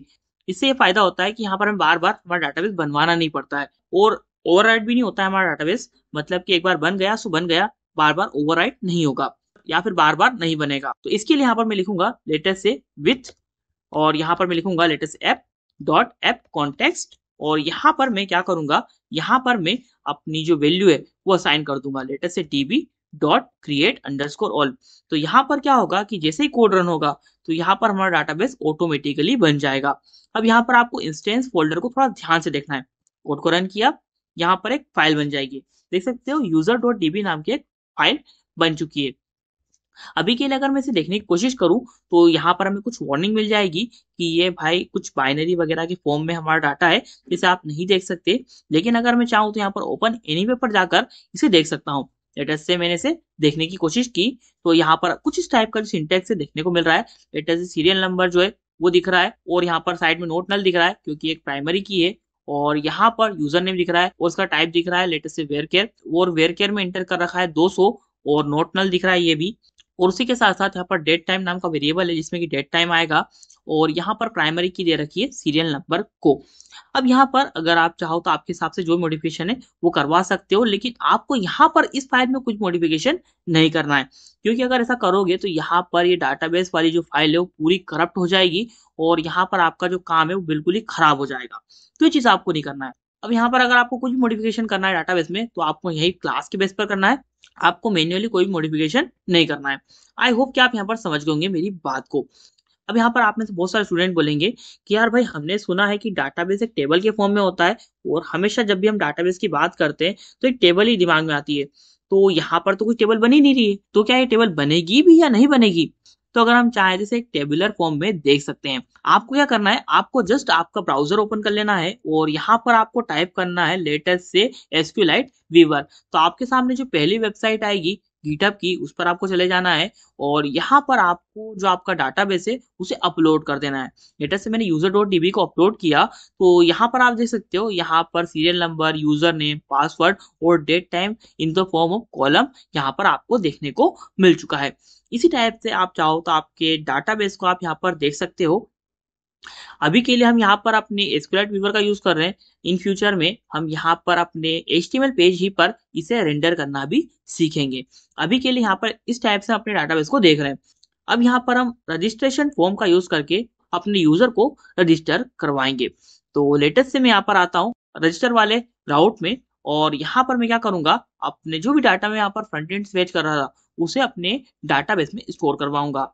तो लेटेस्ट से मैं यहाँ पर एक न्यू यूजर नाम का वेरिएबल बनाऊंगा कुछ इस टाइप से, और यहाँ पर मैं क्या करूंगा, हमारे यूजर टेबल यानी कि यूजर जो क्लास हमने बनाई है उसका यूज करूंगा, और यहाँ पर मैं क्या करूंगा, असाइन कर दूंगा अपने आर्ग्यूमेंट्स। लेटेस्ट से user name is equal to user name.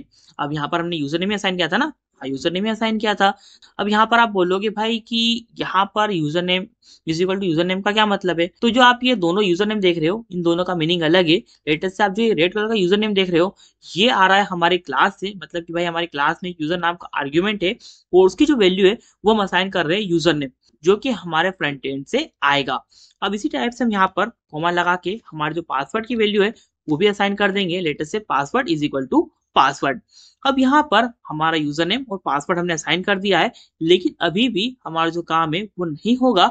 हमें यहाँ पर हमारा जो सेशन है उसे क्रिएट करना पड़ेगा और उसे यहाँ पर हमें कमिट करना पड़ेगा।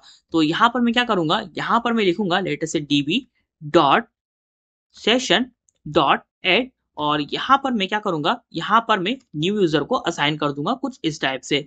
तो यहाँ पर एक सेशन क्रिएट हो जाएगा और इस सेशन को हमें क्या करना पड़ेगा, कमिट करना पड़ेगा। मतलब कि भाई यहाँ पर हमें कंफर्म करना पड़ेगा कि हाँ भाई हमारे सारे चेंजेस वगैरह हो चुके हैं हमारे डाटाबेस में, आप उस डाटाबेस को कमिट कर दो। तो यहाँ पर हमारा काम हो चुका है। अब अपनी साइट को रन करते हैं और आते हैं यहाँ पर, और यहाँ पर कुछ भी फिल कर देते हैं। लेटेस्ट से मैंने यूजर नेम फिल किया, पासवर्ड फिल किया, सबमिट पर क्लिक किया, कुछ नहीं हुआ है। अब यहाँ पर अगर मैं आऊं अपनी इस साइट पर, पेज को रिफ्रेश करूं और अपने डाटाबेस को डबल से अपलोड कर दूं, देखते क्या होता है। डाटाबेस को अपलोड किया तो यहाँ पर आप देख सकते हो डाटाबेस में हमारा जो आइटम है आ चुका है। लेटेस्ट से यहाँ पर हमें यूजर नेम दिख रहा है, पासवर्ड दिख रहा है और डेट टाइम शो हो रहा है। आई थिंक अब यहाँ पर समझ गए होंगे किस टाइप से हमारा डाटा है वो यहाँ पर आ रहा है। एक बात और, यहाँ पर एक डाउट है कि अगर किसी ने हमारे पेज को रिफ्रेश कर दिया तो ऐसे केस में क्या होगा कि यहाँ पर डबल से हमारा डाटाबेस में जो हमारा डाटा है वो आ जाएगा। लेटेस्ट से मैंने पेज को कुछ बार रिफ्रेश किया और यहाँ पर अपने डाटाबेस को अपलोड कर दिया, तो यहाँ पर आप देख सकते हो यहाँ पर हमारा यूजर नेम और पासवर्ड कई बार आ चुका है। अब आप बोलोगे भाई कि यहाँ पर यूजर नेम तो यूनिक होना चाहिए और यहाँ पर यूजर नेम बार बार आ रहा है। तो यहाँ पर आपके पास दो रास्ते हैं। पहला तो ये कि आप यूजर नेम को एक प्राइमरी की असाइन कर दो, और दूसरा रास्ता ये है कि यहाँ पर आप एक रिस्ट्रिक्शन लगा दो कि भाई जैसे ही यहाँ पर हमारा जो यूजर नेम है वो अगर हमारा डाटाबेस पहले से रजिस्टर्ड है तो ऐसे केस में उसे कहीं और रिडायरेक्ट कर दिया जाए। तो इन दोनों कामों में से आप कुछ भी कर सकते हो और कुछ एरर वगैरह भी आएंगे, तो यहाँ पर आपको उन्हें खुद ही सॉल्व करना है। मैं यहाँ पर सॉल्व करके नहीं बताने वाला हूँ। अब यहाँ पर बात करते हैं कि भाई हम किस टाइप से अपने डाटा को अपने इस डाटाबेस से फैच कर सकते हैं, क्योंकि हमें फैच भी तो करके बताना पड़ेगा ना कि भाई कि ये यूजर आ गए। तो यहाँ पर हम क्या करेंगे, यहाँ पर हम अपना एक और राउट बना लेंगे। लेटेस्ट से हम एक काम करते हैं, हमारा जो होम पेज है वहीं पर हमारे जितने भी यूजर्स आ रहे हैं उन सभी को रेंडर करवा देते हैं। तो लेटेस्ट से मैं यहाँ पर एक वेरिएबल बनाऊंगा लेटेस्ट से ऑल यूजर नाम से, और इसमें मैं सारे यूजर्स को फेच करवाऊंगा। तो यहाँ पर मैंने एक ऑल यूजर्स नाम से वेरिएबल बना लिया है, और इसमें मैं क्या करूंगा, लिखूंगा लेटेस्ट से user dot dB dot all. तो यहाँ पर क्या होगा, जितने भी यूजर्स होंगे यूजर नाम की टेबल में वो सभी के सभी यहाँ पर आ जाएंगे। अच्छा एक बात और, यहाँ पर मैं डीबी नहीं, यहाँ पर मैं क्वेरी लेना था, मैंने गलती से यहाँ पर डीबी ले लिया।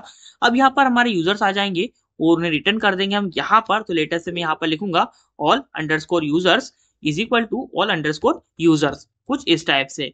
तो यहाँ पर क्या होंगे कि हमारे जितने भी यूजर्स होंगे वो रिटर्न हो जाएंगे। तो अपने पेज को एक बार रिफ्रेश करके देखते हैं। लेटेस्ट से मैं यहाँ पर आया, पाइथन एम25 टाइप किया, इंटर प्रेस किया, होम पेज पर आया, देखते हैं कि यहाँ पर क्या होता है।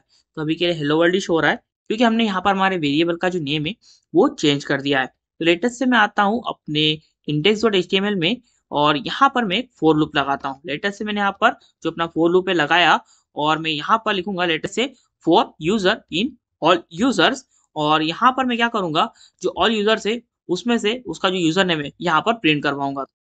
तो लेटेस्ट से मैं यहाँ पर एक एच3 टैग लगाऊंगा, और यहाँ पर इस टाइप से करली ब्रेसेस लगाऊंगा, और इसके अंदर हमारा जो वेरिएबल है असाइन कर दूंगा लेटेस्ट से यूजर। तो यहाँ पर अगर अपने पेज को रिफ्रेश करूं, तो ऐसे केस में भी के लिए user 1, user 2, user 3, user 4 show हो रहा है। लेकिन अगर मैं यहाँ पर यूजर डॉट यूजर नेम लिख दूंगा, तो यहाँ पर यूजर का जो यूजर नेम होगा वो शो हो जाएगा। अब इसी टाइप से अगर मैं चाहूँ तो इसका पासवर्ड भी यहाँ पर शो करवा सकता हूँ। लेटेस्ट से मैंने डैश लगाया, इस टाइप से डबल करली ब्रेसेस लगाए, और यहाँ पर मैं लिख देता हूँ लेटेस्ट से यूजर डॉट पासवर्ड। तो इसका जो पासवर्ड है वो भी शो हो जाएगा। अब यहाँ पर कुछ यूजर्स कंफ्यूज हो सकते हैं कि भाई यहाँ पर हमने तो पढ़ा है कि कभी भी पासवर्ड इस टाइप से शो नहीं होता है, और ना ही कभी डाटाबेस में इस टाइप से स्टोर होता है। आप बिल्कुल सही हो, कभी भी पासवर्ड को हम इस टाइप से नॉर्मली ना कभी स्टोर करवाते हैं, ना ही कभी शो करवाते हैं। तो यहाँ पर ये क्या चीज हो रही है, तो यहाँ पर ना आपको आपके पासवर्ड्स को खुद हैशेस की फॉर्म में कन्वर्ट करवाना पड़ता है, और यही अप्रोच है जिसके बारे में आपको बताना चाहता था। और ये करने के लिए आप अलग अलग लाइब्रेरीज का यूज कर सकते हो। लेटेस्ट से आप यहाँ पर बाइक्रिप्ट नाम की लाइब्रेरी का यूज कर सकते हो, और अगर आपको इसका यूज करके आपके डाटाबेस में आपके पासवर्ड को बाइक्रिप्ट करते नहीं आ रहा है, तो आपको डिस्क्रिप्शन बॉक्स में फ्लास्क की प्लेलिस्ट की लिंक मिल जाएगी, जहां पर कि आप जाकर इसे इजीली सीख सकते हो। ये चीज मैं आपको यहाँ पर नहीं बताऊंगा, अगर हेल्प लगे तो ले सकते हो। अब आप बोलोगे भाई अभी भी हमारा डाटा है वो टेबुलर फॉर्म में शो नहीं हो रहा है, तो क्या हम इसे शो नहीं करवा सकते? अरे बिल्कुल करवा सकते हो, जो चाहे करवा सकते हो। तो लेटेस्ट में आता हूँ बूटस्ट्रैप पर, और बूटस्ट्रैप की वेबसाइट पर से मैं क्या करूंगा, एक टेबल का कोड कॉपी करूंगा। तो लेटेस्ट में आता हूँ डॉक्स पर, और यहाँ पर मैं सर्च करूंगा लेटेस्ट से टेबल। तो यहाँ पर मैं टेबल वाले पेज पर आ जाऊंगा, और यहाँ पर से मैं एक टेबल का कोड कॉपी कर लूंगा। कॉपी किया, यहाँ पर आया, और मैं यहाँ पर क्या करूंगा, इस फॉर लूप को अभी के लिए यहाँ से हटा दूंगा, और यहाँ पर इस टाइप से पेस्ट कर दूंगा। हेलो वर्ल्ड को भी हटा देता हूँ, हेलो वर्ल्ड की हमें कोई जरूरत नहीं है। अब यहाँ पर अगर हम देखें अपने पेज को रिफ्रेश करके, तो एक टेबल आ चुकी है, और इस टेबल में हमें कॉलम नेम वगैरह वगैरह को चेंज करना है। तो लेटेस्ट से हम यहाँ पर चेंज कर देते हैं हमारे कॉलम नेम्स को। लेटेस्ट से मैं यहाँ पर यूजर नेम एंटर कर देता हूँ, और यहाँ पर मैं एंटर कर देता हूँ लेटेस्ट से पासवर्ड। तो यहाँ पर हमारा पासवर्ड नाम का जो कॉलम है वो आ जाएगा, देख सकते हो पासवर्ड नाम का कॉलम आ चुका है। और हैंडल नाम का हमें कोई कॉलम नहीं चाहिए, तो उसे हटा दूंगा, और यहाँ पर से जितनी भी एडिशनल रोज हैं उन सभी को मैं यहाँ से हटा दूंगा। हटा दिया है। अब यहाँ पर हम क्या करेंगे, यहाँ पर हम इस टीआर टैग पर जो हमारा लूप है वो लगाएंगे, और यहाँ पर हमारे यूजर का डाटा शो करवाएंगे। लेटेस्ट से यहाँ पर मैं लिखूंगा for user in all user. अब ये हम वही कर रहे हैं जो कि हम पहले भी कर चुके हैं।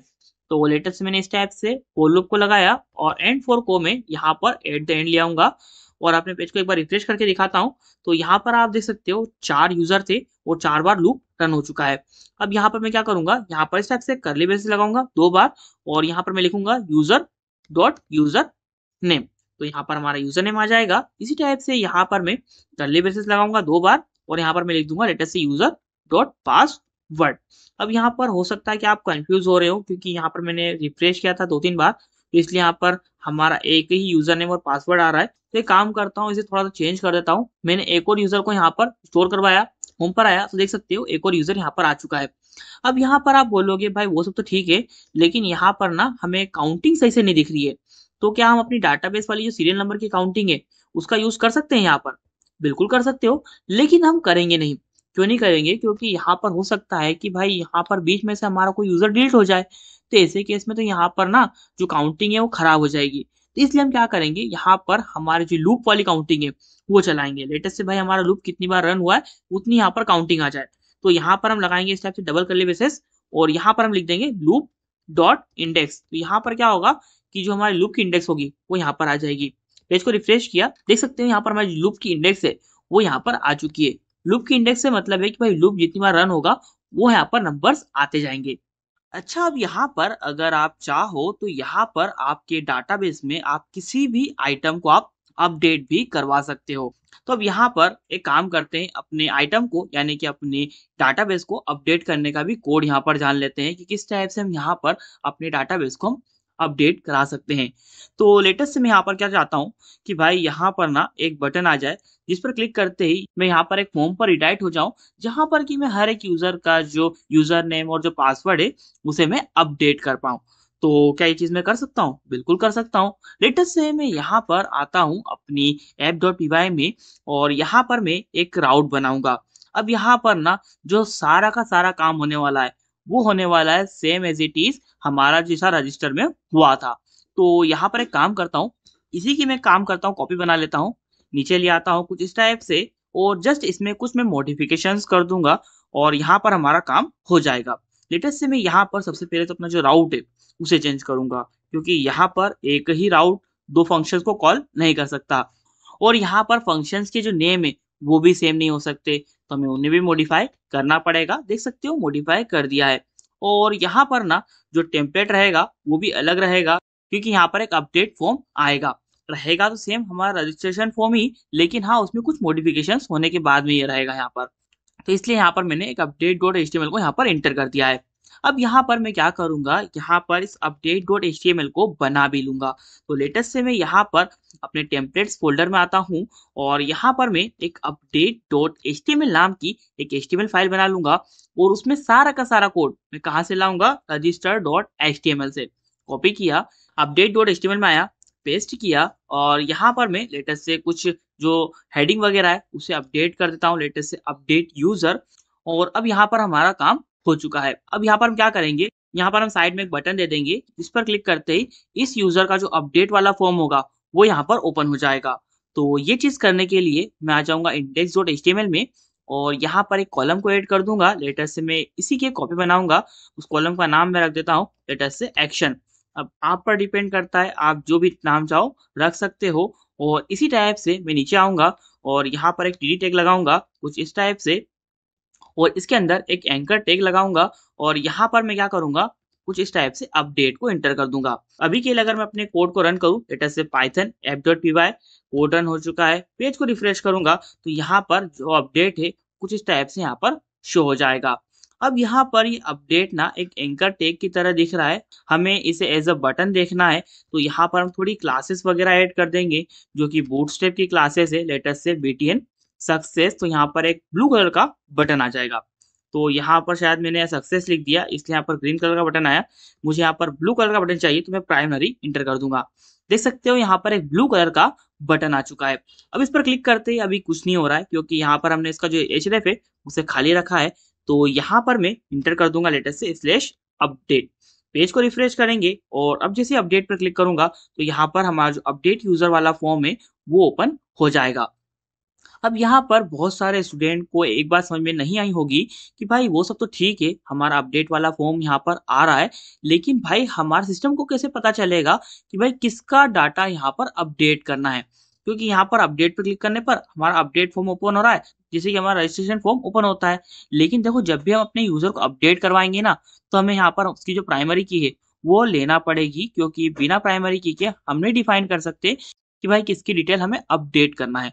तो उसके लिए हम यहाँ पर क्या करेंगे, यहाँ पर हम हमारा जो सीरियल नंबर है उसे एज एन आर्ग्यूमेंट लेंगे हमारे href में। तो यहाँ पर मैं लगाऊंगा स्लैश और यहाँ पर मैं डबल करली ब्रेसेस लगाऊंगा और यहाँ पर मैं लिख दूंगा लेटर से यूजर डॉट सीरियल नंबर। अब आई थिंक आप समझ गए होंगे कितना इंपॉर्टेंट होता है एक प्राइमरी की का होना। और जितने भी डाटाबेस पर ऑपरेशन परफॉर्म होते हैं, लेटर से अपडेट हो गया, डिलीट हो गया, वगैरह वगैरह, तो ये सभी के सभी इस प्राइमरी की के बेस पर ही परफॉर्म होते हैं। तो यहाँ पर अगर अपडेट पर अभी के लिए क्लिक करूँ तो यहाँ पर नोट फाउंड दिखा रहा है, क्योंकि यहाँ पर ना हमने अपडेट स्लैश हमारा जो सीरियल नंबर है उस नाम का कोई यूआरएल अभी के लिए हमने नहीं बनाया है। तो यहाँ पर मैं आता हूँ app.py में और यहाँ पर स्लैश में 1 कर देता हूँ। तो यहाँ पर ना जो ये वाला पेज है वो ओपन हो जाएगा। अब मैंने क्लिक किया अपडेट पर तो देख सकते हो अपडेट यूजर वाला जो फॉर्म है वो ओपन हो चुका है। लेकिन अब यहाँ पर अगर मैं किसी दूसरे अपडेट पर क्लिक करूंगा तो फिर यहाँ पर नोट फाउंड आ जाएगा। अब यहाँ पर अगर आपने यूआरएल को थोड़ा ध्यान से देखा होगा तो आपका जो यूआरएल है हर बार सेम रह रहा है, जस्ट यहाँ पर आखिरी का जो नंबर है वो चेंज हो रहा है, मतलब कि एक वेरिएबल की तरह ट्रीट हो रहा है। तो अगर हम चाहें तो अपने यूआरएल में हम वेरिएबल को भी इंक्लूड कर सकते हैं। अब वेरिएबल को इंक्लूड करना है तो वो कैसे कर सकते हैं, तो यहाँ पर हमें क्या करना पड़ता है, यहाँ पर हमें कुछ इस टाइप से ग्रेटर देन और स्मॉलर देन के सिंबल के बीच में जो हमारा वेरिएबल है उसे इंटर कर देना होता है। और यहाँ पर हम 1 नहीं लिख सकते, हमें कुछ भी वेरिएबल का नाम लिखना पड़ेगा। तो लेटेस्ट से मैं यहाँ पर सीरियल नंबर इंटर कर देता हूँ। एक बात और, यहाँ पर हम सीरियल नंबर ले रहे हैं इसलिए मैंने सीरियल नंबर इंटर किया है। आपकी चॉइस है, आप यहाँ पर कुछ भी नाम रख सकते हो। एक बात और, यहाँ पर हमने जो हमारा वेरिएबल है वो एंटर कराया है उसे हमें एज एन आर्ग्यूमेंट यहाँ पर देना पड़ेगा। तो लेटेस्ट से मैं यहाँ पर अपना सीरियल नंबर है वो इंटर कर देता हूँ। अब यहाँ पर अपने पेज को रिफ्रेश करते हैं। लेटेस्ट से मैंने अपने कोड को रन किया, पेज को रिफ्रेश किया। अब यहाँ पर अगर मैं अपडेट पर क्लिक करूंगा तो यहाँ पर हमारा जो पेज है वो हर बार ओपन हो जाएगा।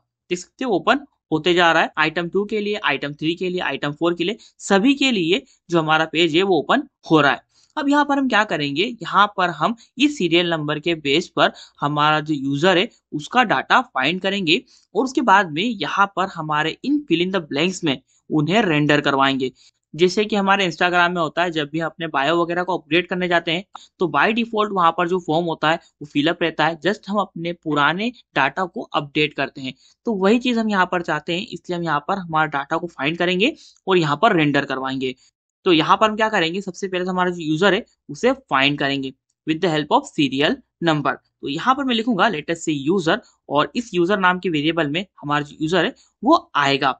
और यहाँ पर मैं लिखूंगा लेटेस्ट से यूजर जो कि हमारे टेबल का नाम है, और यहाँ पर मैं लिखूंगा लेटेस्ट से dot query dot filter underscore by, और यहाँ पर मैं लिख दूंगा लेटेस्ट से serial number is equal to serial number dot first. तो यहाँ पर क्या होगा कि एक ऑब्जेक्ट आ जाएगा जिसका कि सीरियल नंबर यहाँ पर मैच होगा। अब यहाँ पर डॉट फर्स्ट आप चाहो तो इग्नोर कर सकते हो, लेकिन मैं इसलिए लगा रहा हूँ क्योंकि जैसे ही यहाँ पर एक यूजर फाइंड हो जाएगा तो यहाँ पर हमारी सर्चिंग बंद हो जाएगी। तो ऐसे केस में यहाँ पर हमारा टाइम है वो बहुत ज्यादा सेव हो जाएगा। अब यहाँ पर हमारा इतना काम हो चुका है। अब यहाँ पर हम क्या करेंगे, यहाँ पर जैसे हमारा यूजर फाउंड हो जाएगा उसे हम यहाँ पर रिटर्न कर देंगे।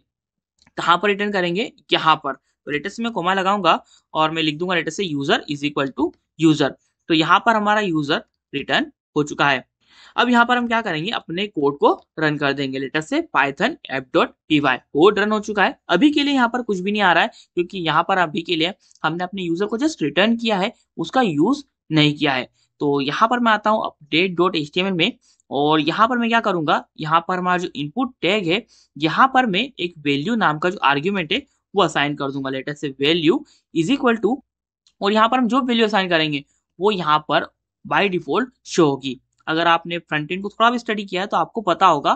तो यहाँ पर मैं क्या करूंगा, जो हमने यूजर को बैकएंड में रिटर्न किया है उसे यहाँ पर मैं इंटर करवा दूंगा। लेटेस्ट से यूजर डॉट यूजर नेम, तो यहाँ पर यूजर नेम आ जाएगा। पेज को रिफ्रेश करूंगा तो अब यहाँ पर आप देख सकते हो यहाँ पर हमारा यूजर नेम है वो शो हो रहा है और ये यूजर नेम हमारे यूजर के हिसाब से चेंज होता रहेगा। लेटेस्ट में अपडेट पर गया तो देख सकते हो दूसरे यूजर के लिए दूसरा यूजर नेम शो हो रहा है और इस यूजर के लिए ये वाला जो यूजर नेम है यहाँ पर शो हो रहा है।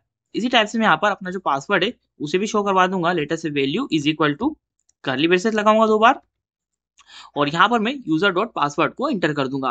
पेज को रिफ्रेश करूंगा तो यहाँ पर मेरा जो पासवर्ड है वो भी आ चुका है, लेकिन यहाँ पर इसका जो टाइप है वो हमने पासवर्ड रखा है इसलिए यहाँ पर ये पासवर्ड शो नहीं हो रहा है। अगर आप चाहो तो इसको टेक्स्ट में कन्वर्ट करवाने के बाद में शो करवा सकते हो, वगैरह वगैरह जो भी चीजें आपको ठीक लगे आपके हिसाब से करवा सकते हो। अभी के लिए मैं इसे पासवर्ड ही रहने दूंगा।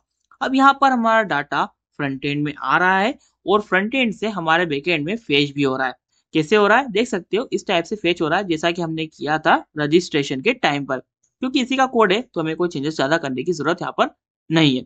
अब यहाँ पर हम क्या करेंगे, यहाँ पर हम अपने यूजर नेम और पासवर्ड को हमारे डाटाबेस में अपडेट करवाएंगे।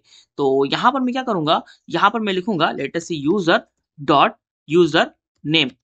अब यूजर को हम पहले डिफाइन कर चुके हैं, कहाँ पर, यहाँ पर देख सकते हो हमने पहले यूजर को डिफाइन कर लिया है। और यूजर का जो यूजर नेम है वो हम मॉडिफाई कराना चाहते हैं लेट अस से यूजर नेम से। तो यहाँ पर क्या होगा, यूजर का जो यूजर नेम होगा वो चेंज होकर यूजर नेम हो जाएगा, जो कि हमारे फ्रंट एंड से फेच हो रहा है।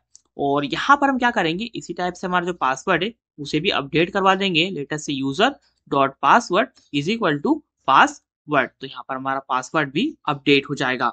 अब आपको पता है कि भाई यहाँ पर हमने अपडेट वगैरह सब कुछ करवा दिया है, लेकिन अभी भी यहाँ पर हमारा डाटाबेस अपडेट नहीं होगा। क्यों नहीं होगा, क्योंकि आपको पता है यहाँ पर अभी के लिए हमें अपने डाटाबेस में सेशन को ऐड करना पड़ेगा और फिर उसे कमिट करना पड़ेगा। तो यहाँ पर मैं लिखूंगा लेट से db dot session dot add, और यहाँ पर मैं लिख दूंगा लेट से यूजर, कुछ इस टाइप से। और यहाँ पर मैं क्या करूंगा, यहाँ पर इसे कमिट भी कर दूंगा लेट से db dot session dot commit. हमारा काम हो चुका है। अब अपने कोड को रन करते हैं लेट से पाइथन app.py। कोड को रन किया, यहाँ पर आया और मैंने अपना यूजर नेम थोड़ा चेंज कर दिया कुछ इस टाइप से, सबमिट पर क्लिक किया। तो अभी के लिए मैं यहीं पर हूँ, लेकिन अगर मैं होम पेज पर जाकर देखूँ तो आप देख सकते हो मेरा यूजर नेम चेंज हो चुका है। इसी टाइप से अगर मैं चाहूँ तो पासवर्ड को भी अपडेट करवा सकता हूँ। लेटर से मैंने पासवर्ड में कुछ और इंटर कर दिया और अब होम पर आता हूँ तो यहाँ पर आप देख सकते हो मेरा पासवर्ड भी अपडेट हो चुका है। एक बात और, यहाँ पर अगर आप सोच रहे हो कि भाई यहाँ पर अगर आप साइट को बंद करने के बाद फिर चालू करोगे तो ये चीज़ हट जाएगी, ऐसा नहीं है। यहाँ पर आपके डाटाबेस से डाटा फेच हो रहा है, तो यहाँ पर आपका डाटा एज इट इज रहेगा जब तक कि आप आपके डाटाबेस को डिलीट ना कर दो या फिर करप्ट ना कर दो। एक बात और, यहाँ पर ना अभी क्या हो रहा है कि जैसे ही मैं कुछ भी अपडेट करता हूँ, लेटेस्ट में अपडेट पर गया और मैंने कुछ भी चीज़ें अपडेट कर दी, तो मैं यहीं पर रह रहा हूँ, मैं अपने होम पेज पर नहीं आ रहा हूँ। लेकिन मोस्ट ऑफ द टाइम जब भी हम किसी वेबसाइट पर जाते हैं तो वहाँ पर जब भी हम कुछ अपडेट करते हैं तो वैसे ही हम यहाँ पर उसके किसी न किसी दूसरे पेज पर आ जाते हैं। तो क्या ये चीज़ हम यहाँ पर कर सकते हैं? बिल्कुल कर सकते हैं। यहाँ पर फ्लास्क में एक रिडायरेक्ट नाम का जो फंक्शन है वो होता है, जिसे कि मैं इंपोर्ट कर लूंगा लेटेस्ट से कोमा रिडायरेक्ट, और इसका मैं यूज कर सकता हूँ। और जैसा कि इसके नाम से ही क्लियर है, ये हमें किसी भी दूसरे पेज पर रिडायरेक्ट करवा सकता है। तो यहाँ पर मैं क्या करूंगा, अपने रजिस्टर में भी ऐड कर दूंगा रिडायरेक्ट को, लेटेस्ट से रिटर्न कर दो रिडायरेक्ट को। और रिडायरेक्ट कहाँ करवाना है हमें, होम पेज पर, तो यहाँ पर मैं स्लैश को एंटर कर दूंगा। इसी टाइप से मैं अपडेट में भी आऊंगा और मैं यहाँ पर रिटर्न लिखूंगा, रिडायरेक्ट करवाऊंगा कहाँ पर, स्लैश पर। अब यहाँ पर ध्यान रखना है, मैंने रिडायरेक्ट कहाँ करवाया है, यहाँ पर करवाया है।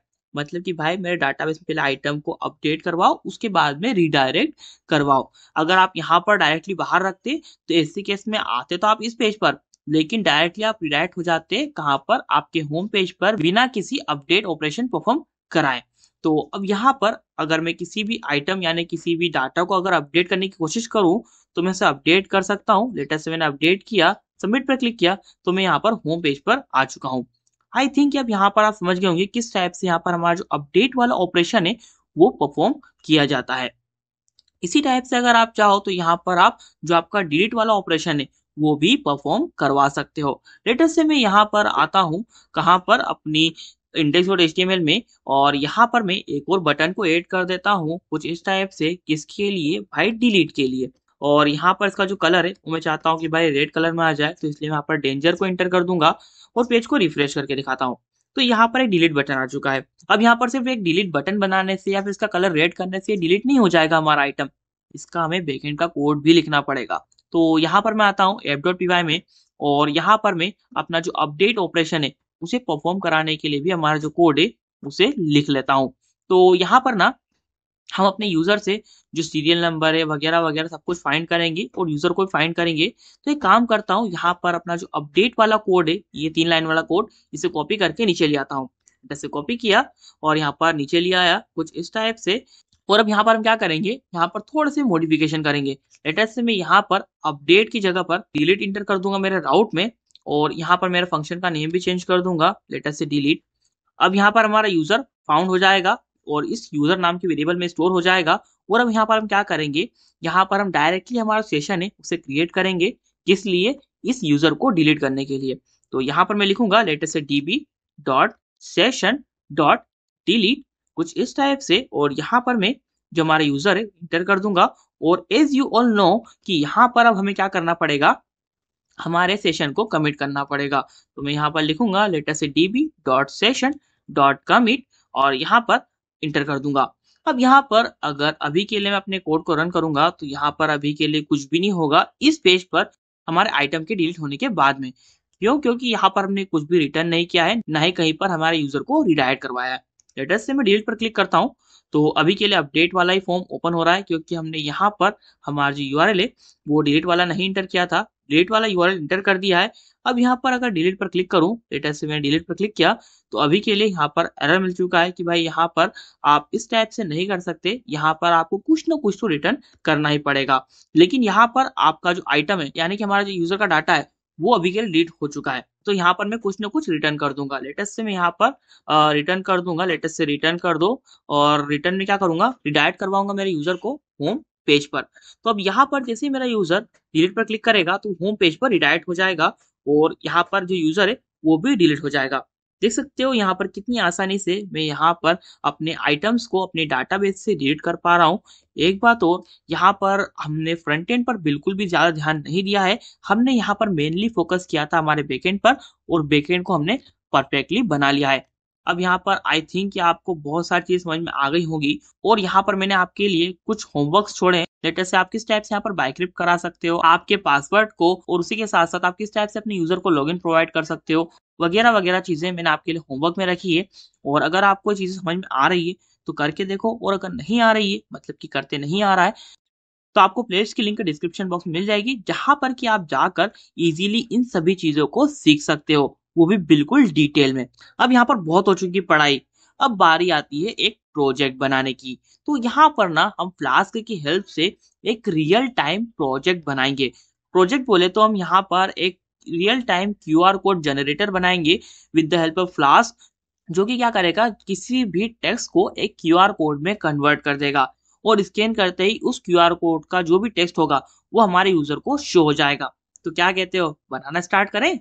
तो लेटेस्ट से मैं यहाँ पर इस प्रोजेक्ट को बनाने के लिए एक फोल्डर क्रिएट करूंगा और यहाँ पर इसका नाम मैं रखता हूँ लेटेस्ट से मोह क्यूआर। कुछ इस टाइप से आपकी इच्छा है, आप जो भी नाम से फोल्डर बनाना चाहो बना सकते हो। अब इस फोल्डर को मैं क्या करूंगा, वीएस कोड के साथ ओपन कर लूंगा। तो लेटेस्ट से मैं यहाँ पर ओपन विद कोड कर लेता हूँ, तो ये फोल्डर वीएस कोड के साथ ओपन हो जाएगा। और अब यहाँ पर हम क्या करेंगे, हमारा जो कोड है उसे लिखना स्टार्ट करेंगे। तो यहाँ पर सबसे पहले बात करते हैं कि ये सब कैसे होने वाला है। तो यहाँ पर हम एक क्यूआर कोड नाम की लाइब्रेरी का यूज करेंगे और उसी की हेल्प से हम हमारा सारा काम करवाएंगे।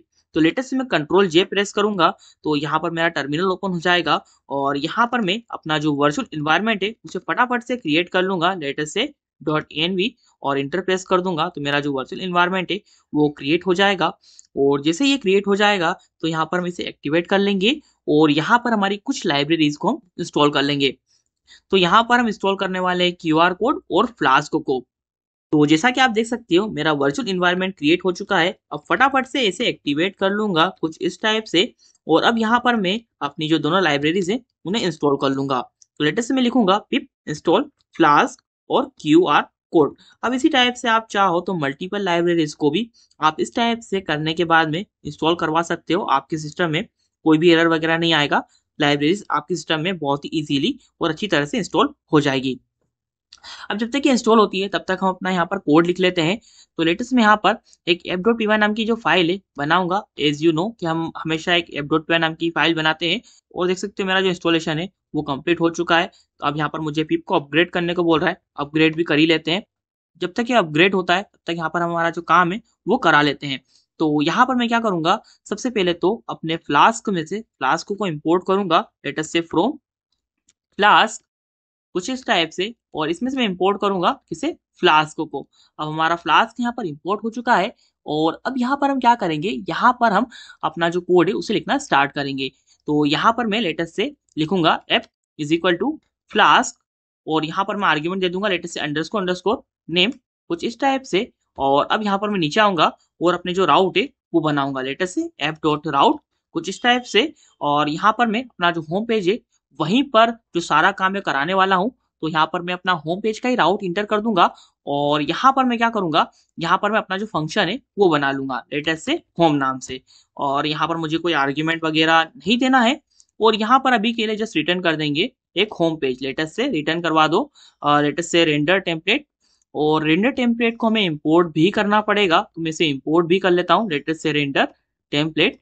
तो यहाँ पर रेंडर टेम्पलेट आ जाएगा और यहाँ पर मैं जो अपना इंडेक्स डॉट एचटीएमएल है उसे रेंडर करवा दूंगा।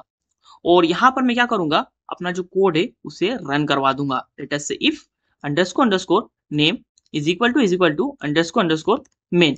अब मुझे पता है कि ये चीज मैंने थोड़ी सी फास्ट कर दी है, लेकिन यहाँ पर ना फास्ट करना जरूरी था क्योंकि वीडियो की लेंथ पहले ही ज्यादा बढ़ चुकी है और यहाँ पर मैं आपका टाइम वेस्ट बिल्कुल भी नहीं करवाना चाहता हूँ। तो यहाँ पर मैं लिखूंगा लेटेस्ट से ऐप डॉट रन। और यहाँ पर हम स्टडी नहीं कर रहे हैं, यहाँ पर हम प्रोजेक्ट बना रहे हैं, तो थोड़ा तो फास्ट यहाँ पर होना ही पड़ेगा। अब यहाँ पर हमारा कोड रन हो जाएगा। अब यहाँ पर मैं एक टेम्पलेट्स नाम का जो फोल्डर है बना लूंगा जिसमें कि हमारे टेम्पलेट्स वगैरह रहेंगे। तो लेटेस्ट से मैंने एक टेम्पलेट्स नाम का फोल्डर बनाया और उसमें मैं एक इंडेक्स डॉट एचटीएमएल नाम की जो फाइल है बना लूंगा। HTML नाम की फाइल बनाना थी, HTML नाम की फाइल नहीं बनाना थी। तो इसे मैं थोड़ा अपग्रेड कर लेता हूँ लेटेस्ट से HTML। और अब यहाँ पर हमारा जो टेम्पलेट है उसे बनाने के लिए हम डबल से बूटस्ट्रैप का ही यूज करेंगे। लेटेस्ट से मैं आता हूँ बूटस्ट्रैप की वेबसाइट पर और यहाँ पर से मैं क्या करूंगा, हमारा जो बेसिक टेम्पलेट है उसे कॉपी करके यहाँ पर पेस्ट कर दूंगा और उसके बाद में हमें जो भी चीजें लगेंगी उन सभी को हम यहाँ पर पेस्ट कर देंगे। लेटेस्ट से मैं गया डॉक्स पर और यहाँ पर से इसका जो बेसिक टेम्पलेट है उसका कोड कॉपी किया और यहाँ पर मैं इसे पेस्ट कर देता हूँ कुछ इस टाइप से। और यहाँ पर मैं कुछ ज़्यादा चेंजेस नहीं करूंगा, जस्ट यहाँ पर मैं क्या करूंगा, एक नॉर्मल सा फॉर्म मेरे यूजर से फिल करवाऊंगा। लेटेस्ट भाई यहाँ पर हमारा जो टेक्स्ट है वो इंटर कर दो जिसे कि हमें क्यूआर कोड में कन्वर्ट करना है। लेटेस्ट से मैं यहाँ पर हमारा जो फॉर्म्स वाला सेक्शन है वहीं पर आ जाऊंगा और यहाँ पर से मैं एक नॉर्मल सा हमारा जो फॉर्म है उसका कोड कॉपी करूंगा और यहाँ पर पेस्ट कर दूंगा। अब इस फॉर्म में बहुत सारी एडिशनल चीजें हैं जिन्हें कि मुझे हटाना पड़ेगा। लेटेस्ट से मुझे चेकबॉक्स नहीं चाहिए, लेटेस्ट से मुझे यहाँ पर पासवर्ड नहीं चाहिए, लेटेस्ट से मुझे यहाँ पर एक ईमेल फील्ड नहीं चाहिए, उसे भी हटा दूंगा। और इसका जो टाइप है वो मैं टेक्स्ट कर दूंगा और बाकी चीजें आप चाहो तो चेंज कर सकते हो, लेटेस्ट से ID4 वगैरह वगैरह। अभी के लिए मैं नहीं करूंगा और यहाँ पर मैं ईमेल एड्रेस की जगह पर इंटर कर दूंगा लेटेस्ट से टेक्स्ट कुछ इस टाइप से और एड्रेस को भी हटा दूंगा।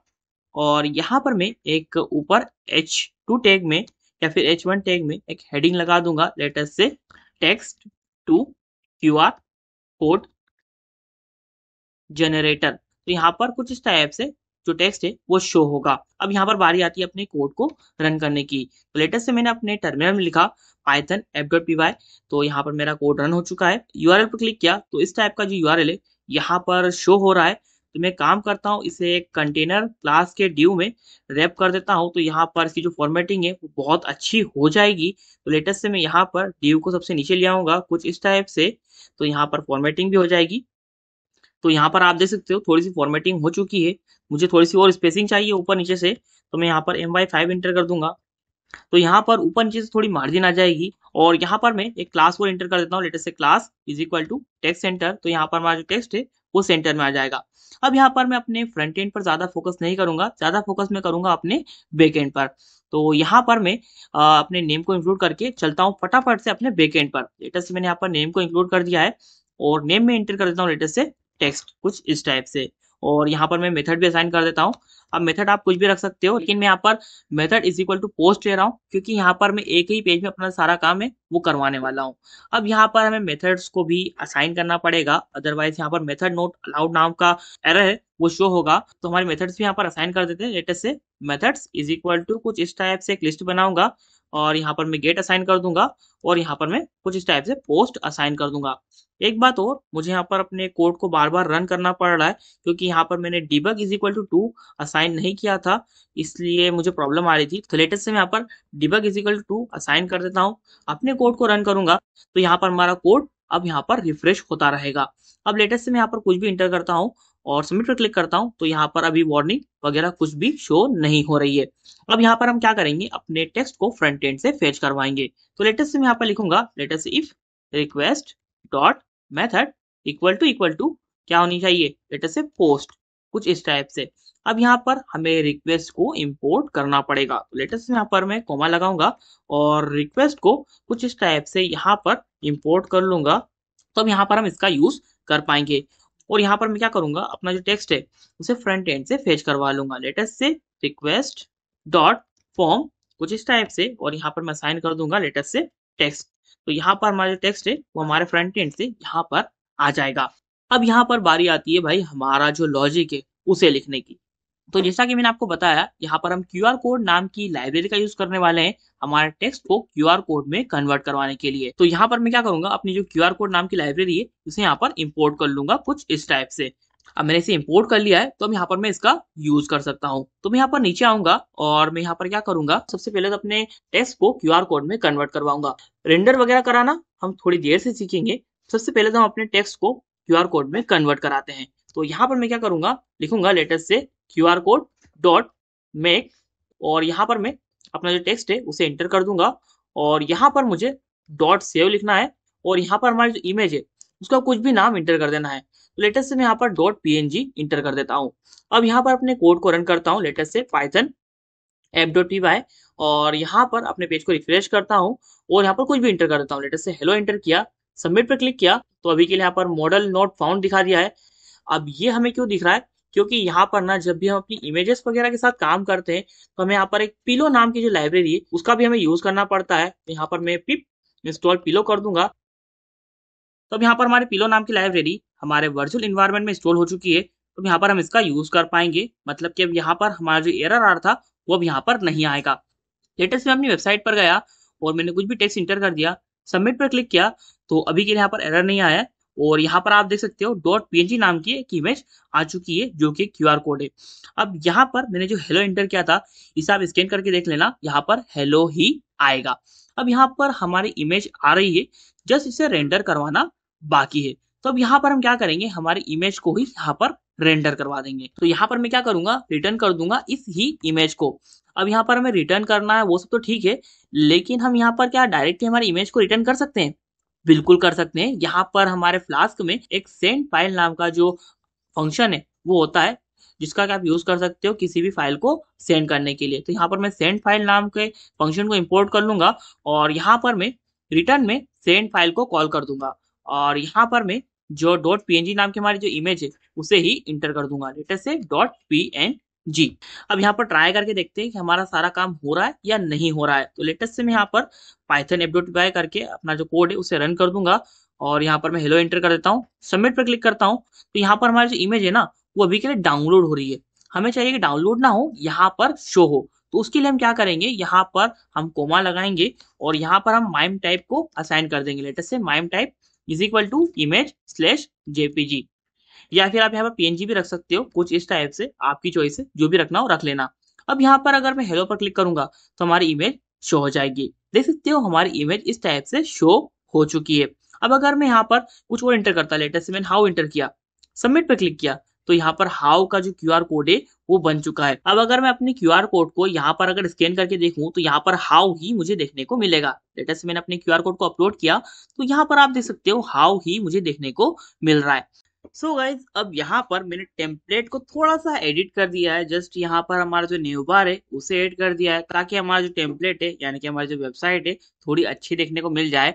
और यहाँ पर ना हमें स्पेस की भी कोई टेंशन नहीं लेना है, क्योंकि यहाँ पर क्या हो रहा है कि बार बार हमारा जो क्यूआर कोड है वो ओवरराइट हो रहा है, क्योंकि यहाँ पर हमने क्या किया है, एक ही नाम इंटर कर दिया है। तो ऐसे केस में क्या हो रहा है, वही नाम बार बार यहाँ पर अपडेट हो रहा है, मतलब डॉट png नाम की इमेज ही बार बार ओवरराइट हो रही है। तो ऐसे केस में यहाँ पर क्या हो रहा है, हमारी इमेज तो एक ही रह रही है, जस्ट उसके अंदर का जो कंटेंट है वो बार बार चेंज होता रहता है। तो यहाँ पर आपको स्पेस की भी टेंशन नहीं लेना है। अब बात करते हैं कि हम किस टाइप से अपनी वेबसाइट को लाइव ला सकते हैं, यानी कि इसकी होस्टिंग कर सकते हैं। अब यहाँ पर अगर आपको पेड होस्टिंग करना है तो उसके लिए तो आपको पैसे देना होंगे, लेकिन आज की वीडियो में हम यहाँ पर एक फ्री होस्टिंग प्लेटफॉर्म की बात करेंगे और यहाँ पर अपनी वेबसाइट को फ्री में होस्ट करके देखेंगे। तो यहाँ पर हमने जो वेबसाइट बनाई है इसी को आज मैं होस्ट करूंगा। तो लेटेस्ट से मैं यहाँ पर क्या करूंगा, अपने ब्राउजर पर आ जाऊंगा और यहाँ पर मैं टाइप करूंगा लेटेस्ट से पाइथन एनीवेयर। आज हम इस वेबसाइट का यूज करके हमारी जो वेबसाइट है उसे होस्ट करने वाले हैं। तो देख सकते हो यहाँ पर मैंने गूगल पर पाइथन एनीवेयर टाइप किया है, और यहाँ पर मैं जो पहली वेबसाइट आ रही है इस पर क्लिक कर दूंगा। तो यहाँ पर आपके सामने भी कुछ इस टाइप का जो इंटरफेस है आ जाएगा। आपको यहाँ पर ऊपर प्राइसिंग एंड साइन अप का ऑप्शन मिल जाएगा। जैसे इस पर क्लिक करोगे तो ऐसे केस में यहाँ पर आपके सामने कुछ इस टाइप का जो इंटरफेस है आ जाएगा।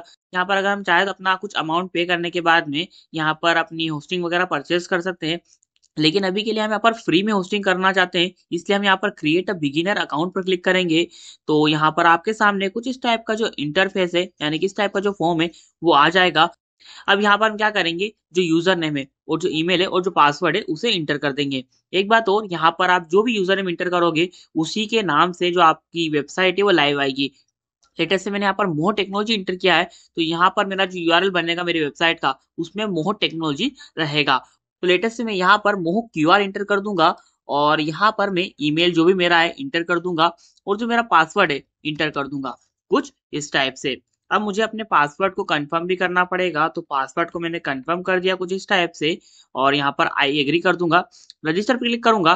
तो यहाँ पर क्या होगा, मेरे ईमेल पर एक कंफर्मेशन मेल आ जाएगा और अगर यहाँ पर यूजर नेम पहले से फाउंड होगा तो यहाँ पर मुझे एरर थ्रो कर देगा। तो यहाँ पर मेरा यूजर नेम पहले से फाउंड नहीं था, इसलिए यहाँ पर मेल सेंड हो चुका है। तो लेटेस्ट में अपने जीमेल पर जाऊंगा और यहाँ पर अपने मेल को कंफर्म कर दूंगा। तो यहाँ पर आप देख सकते हो कुछ इस टाइप का जो मेल है मुझे आ चुका है। अब यहाँ पर मैं अपने रजिस्ट्रेशन को कंफर्म कर दूंगा। लेटेस्ट से मैंने इस लिंक पर क्लिक किया तो मेरा जो रजिस्ट्रेशन है वो कंफर्म हो जाएगा। देख सकते हो मेरा रजिस्ट्रेशन कंफर्म हो चुका है। एंड टू अर्न पर क्लिक कर दूंगा और अब यहाँ पर मैं आ जाऊंगा ऊपर वेब वाले ऑप्शन पर। वेब पर क्लिक करते ही मेरे सामने कुछ इस टाइप का जो इंटरफेस है आ जाएगा और अब यहाँ पर मैं क्या करूंगा, add a new web app पर क्लिक करूंगा और यहाँ पर मैं नीचे नेक्स्ट पर क्लिक करूंगा और उसके बाद में मैं यहाँ पर फ्लास्क ऐप की होस्टिंग करना चाहता हूँ, तो मैं यहाँ पर फ्लास्क को चूज कर लूंगा और पाइथन का लेटेस्ट वर्जन जो यहाँ पर शो हो रहा है 3.10 उसी को चूज कर लूंगा और यहाँ पर नेक्स्ट पर क्लिक कर दूंगा। तो यहाँ पर हमारी जो ऐप है वो कुछ ही सेकेंड्स में बन जाएगी। इसकी जो टाइमिंग है आपके सिस्टम पर भी डिपेंड कर सकती है। अब यहाँ पर आप देख सकते हो यहाँ पर हमें जो क्यूआर है मिल चुका है, लेटेस्ट से मोह क्यूआर पाइथन एनीवेयर .com। अब इस यूआरएल का यूज करके आप आपकी वेबसाइट को किसी को भी शो करा सकते हो। लेटेस्ट से अभी के लिए इस पर मैंने क्लिक किया तो अभी के लिए यहाँ पर हेलो फ्रॉम फ्लास्क दिख रहा है, जो कि बाय डिफॉल्ट यहाँ पर पाइथन एनीवेयर की तरफ से फ्लास्क ऐप के बनने के बाद में शो होता है। अब यहाँ पर मैं ऊपर फाइल्स वाले सेक्शन पर क्लिक करूंगा और यहाँ पर मैं माई साइट में जाऊंगा। तो यहाँ पर आप देख सकते हो फ्लास्क ऐप डॉट पीवाई नाम की एक पाइथन फाइल बनी हुई है। अब इसमें हम क्या करेंगे, हमारा जो ऐप डॉट पीवाई है उसका सारा का सारा कोड पेस्ट कर देंगे। तो लेटेस्ट से मैं आया ऐप डॉट पीवाई में, अपने कोड को कॉपी किया और यहाँ पर इस टाइप से पेस्ट कर दिया। सेव कर दूंगा और सेव करने के बाद में माई साइट में आऊंगा और यहाँ पर मुझे जो अपना टेम्पलेट्स नाम का फोल्डर है वो भी बनाना पड़ेगा। तो लेटेस्ट से मैंने अपने टेम्पलेट्स नाम का जो फोल्डर है वो बनाया और अब यहाँ पर मैं क्या करूंगा, यहाँ पर मैं अपना जो टेम्पलेट्स नाम का फोल्डर है इसमें अपनी जो index.html नाम की फाइल है उसे अपलोड कर दूंगा। अब चाहो तो अपलोड कर दो या फिर यहाँ पर एक फाइल को बना लो।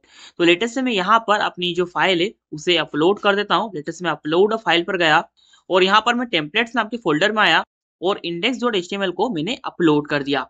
अब अगर मैं अपने पेज को रिफ्रेश करूं तो अभी के लिए कुछ भी नहीं होगा, क्योंकि यहाँ पर ना जो आपका वेब वाला पेज होता है वहां पर जाकर आपको आपकी वेबसाइट को रिलोड करना पड़ता है। तो लेटेस्ट से मैंने यहाँ पर अपनी साइट को रिलोड कर दिया तो यहाँ पर हमारी साइट रिफ्रेश हो जाएगी और यहाँ पर हमारी साइट अब लाइव आ जाएगी। पेज को रिफ्रेश किया तो यहाँ पर आप देख सकते हो हमारी साइट है वो लाइव आ चुकी है। अब यहाँ पर ट्राई करके देखते हैं। लेटेस्ट से मैंने यहाँ पर हेलो लिखा, सबमिट पर क्लिक किया तो यहाँ पर अभी के लिए इंटरनल सर्वर एरर बता दिया है। अब देखते हैं कि एरर हमें क्यों आ रहा है। तो शायद हमारी जो फाइल्स है उसमें कुछ मिस्टेक हुई है।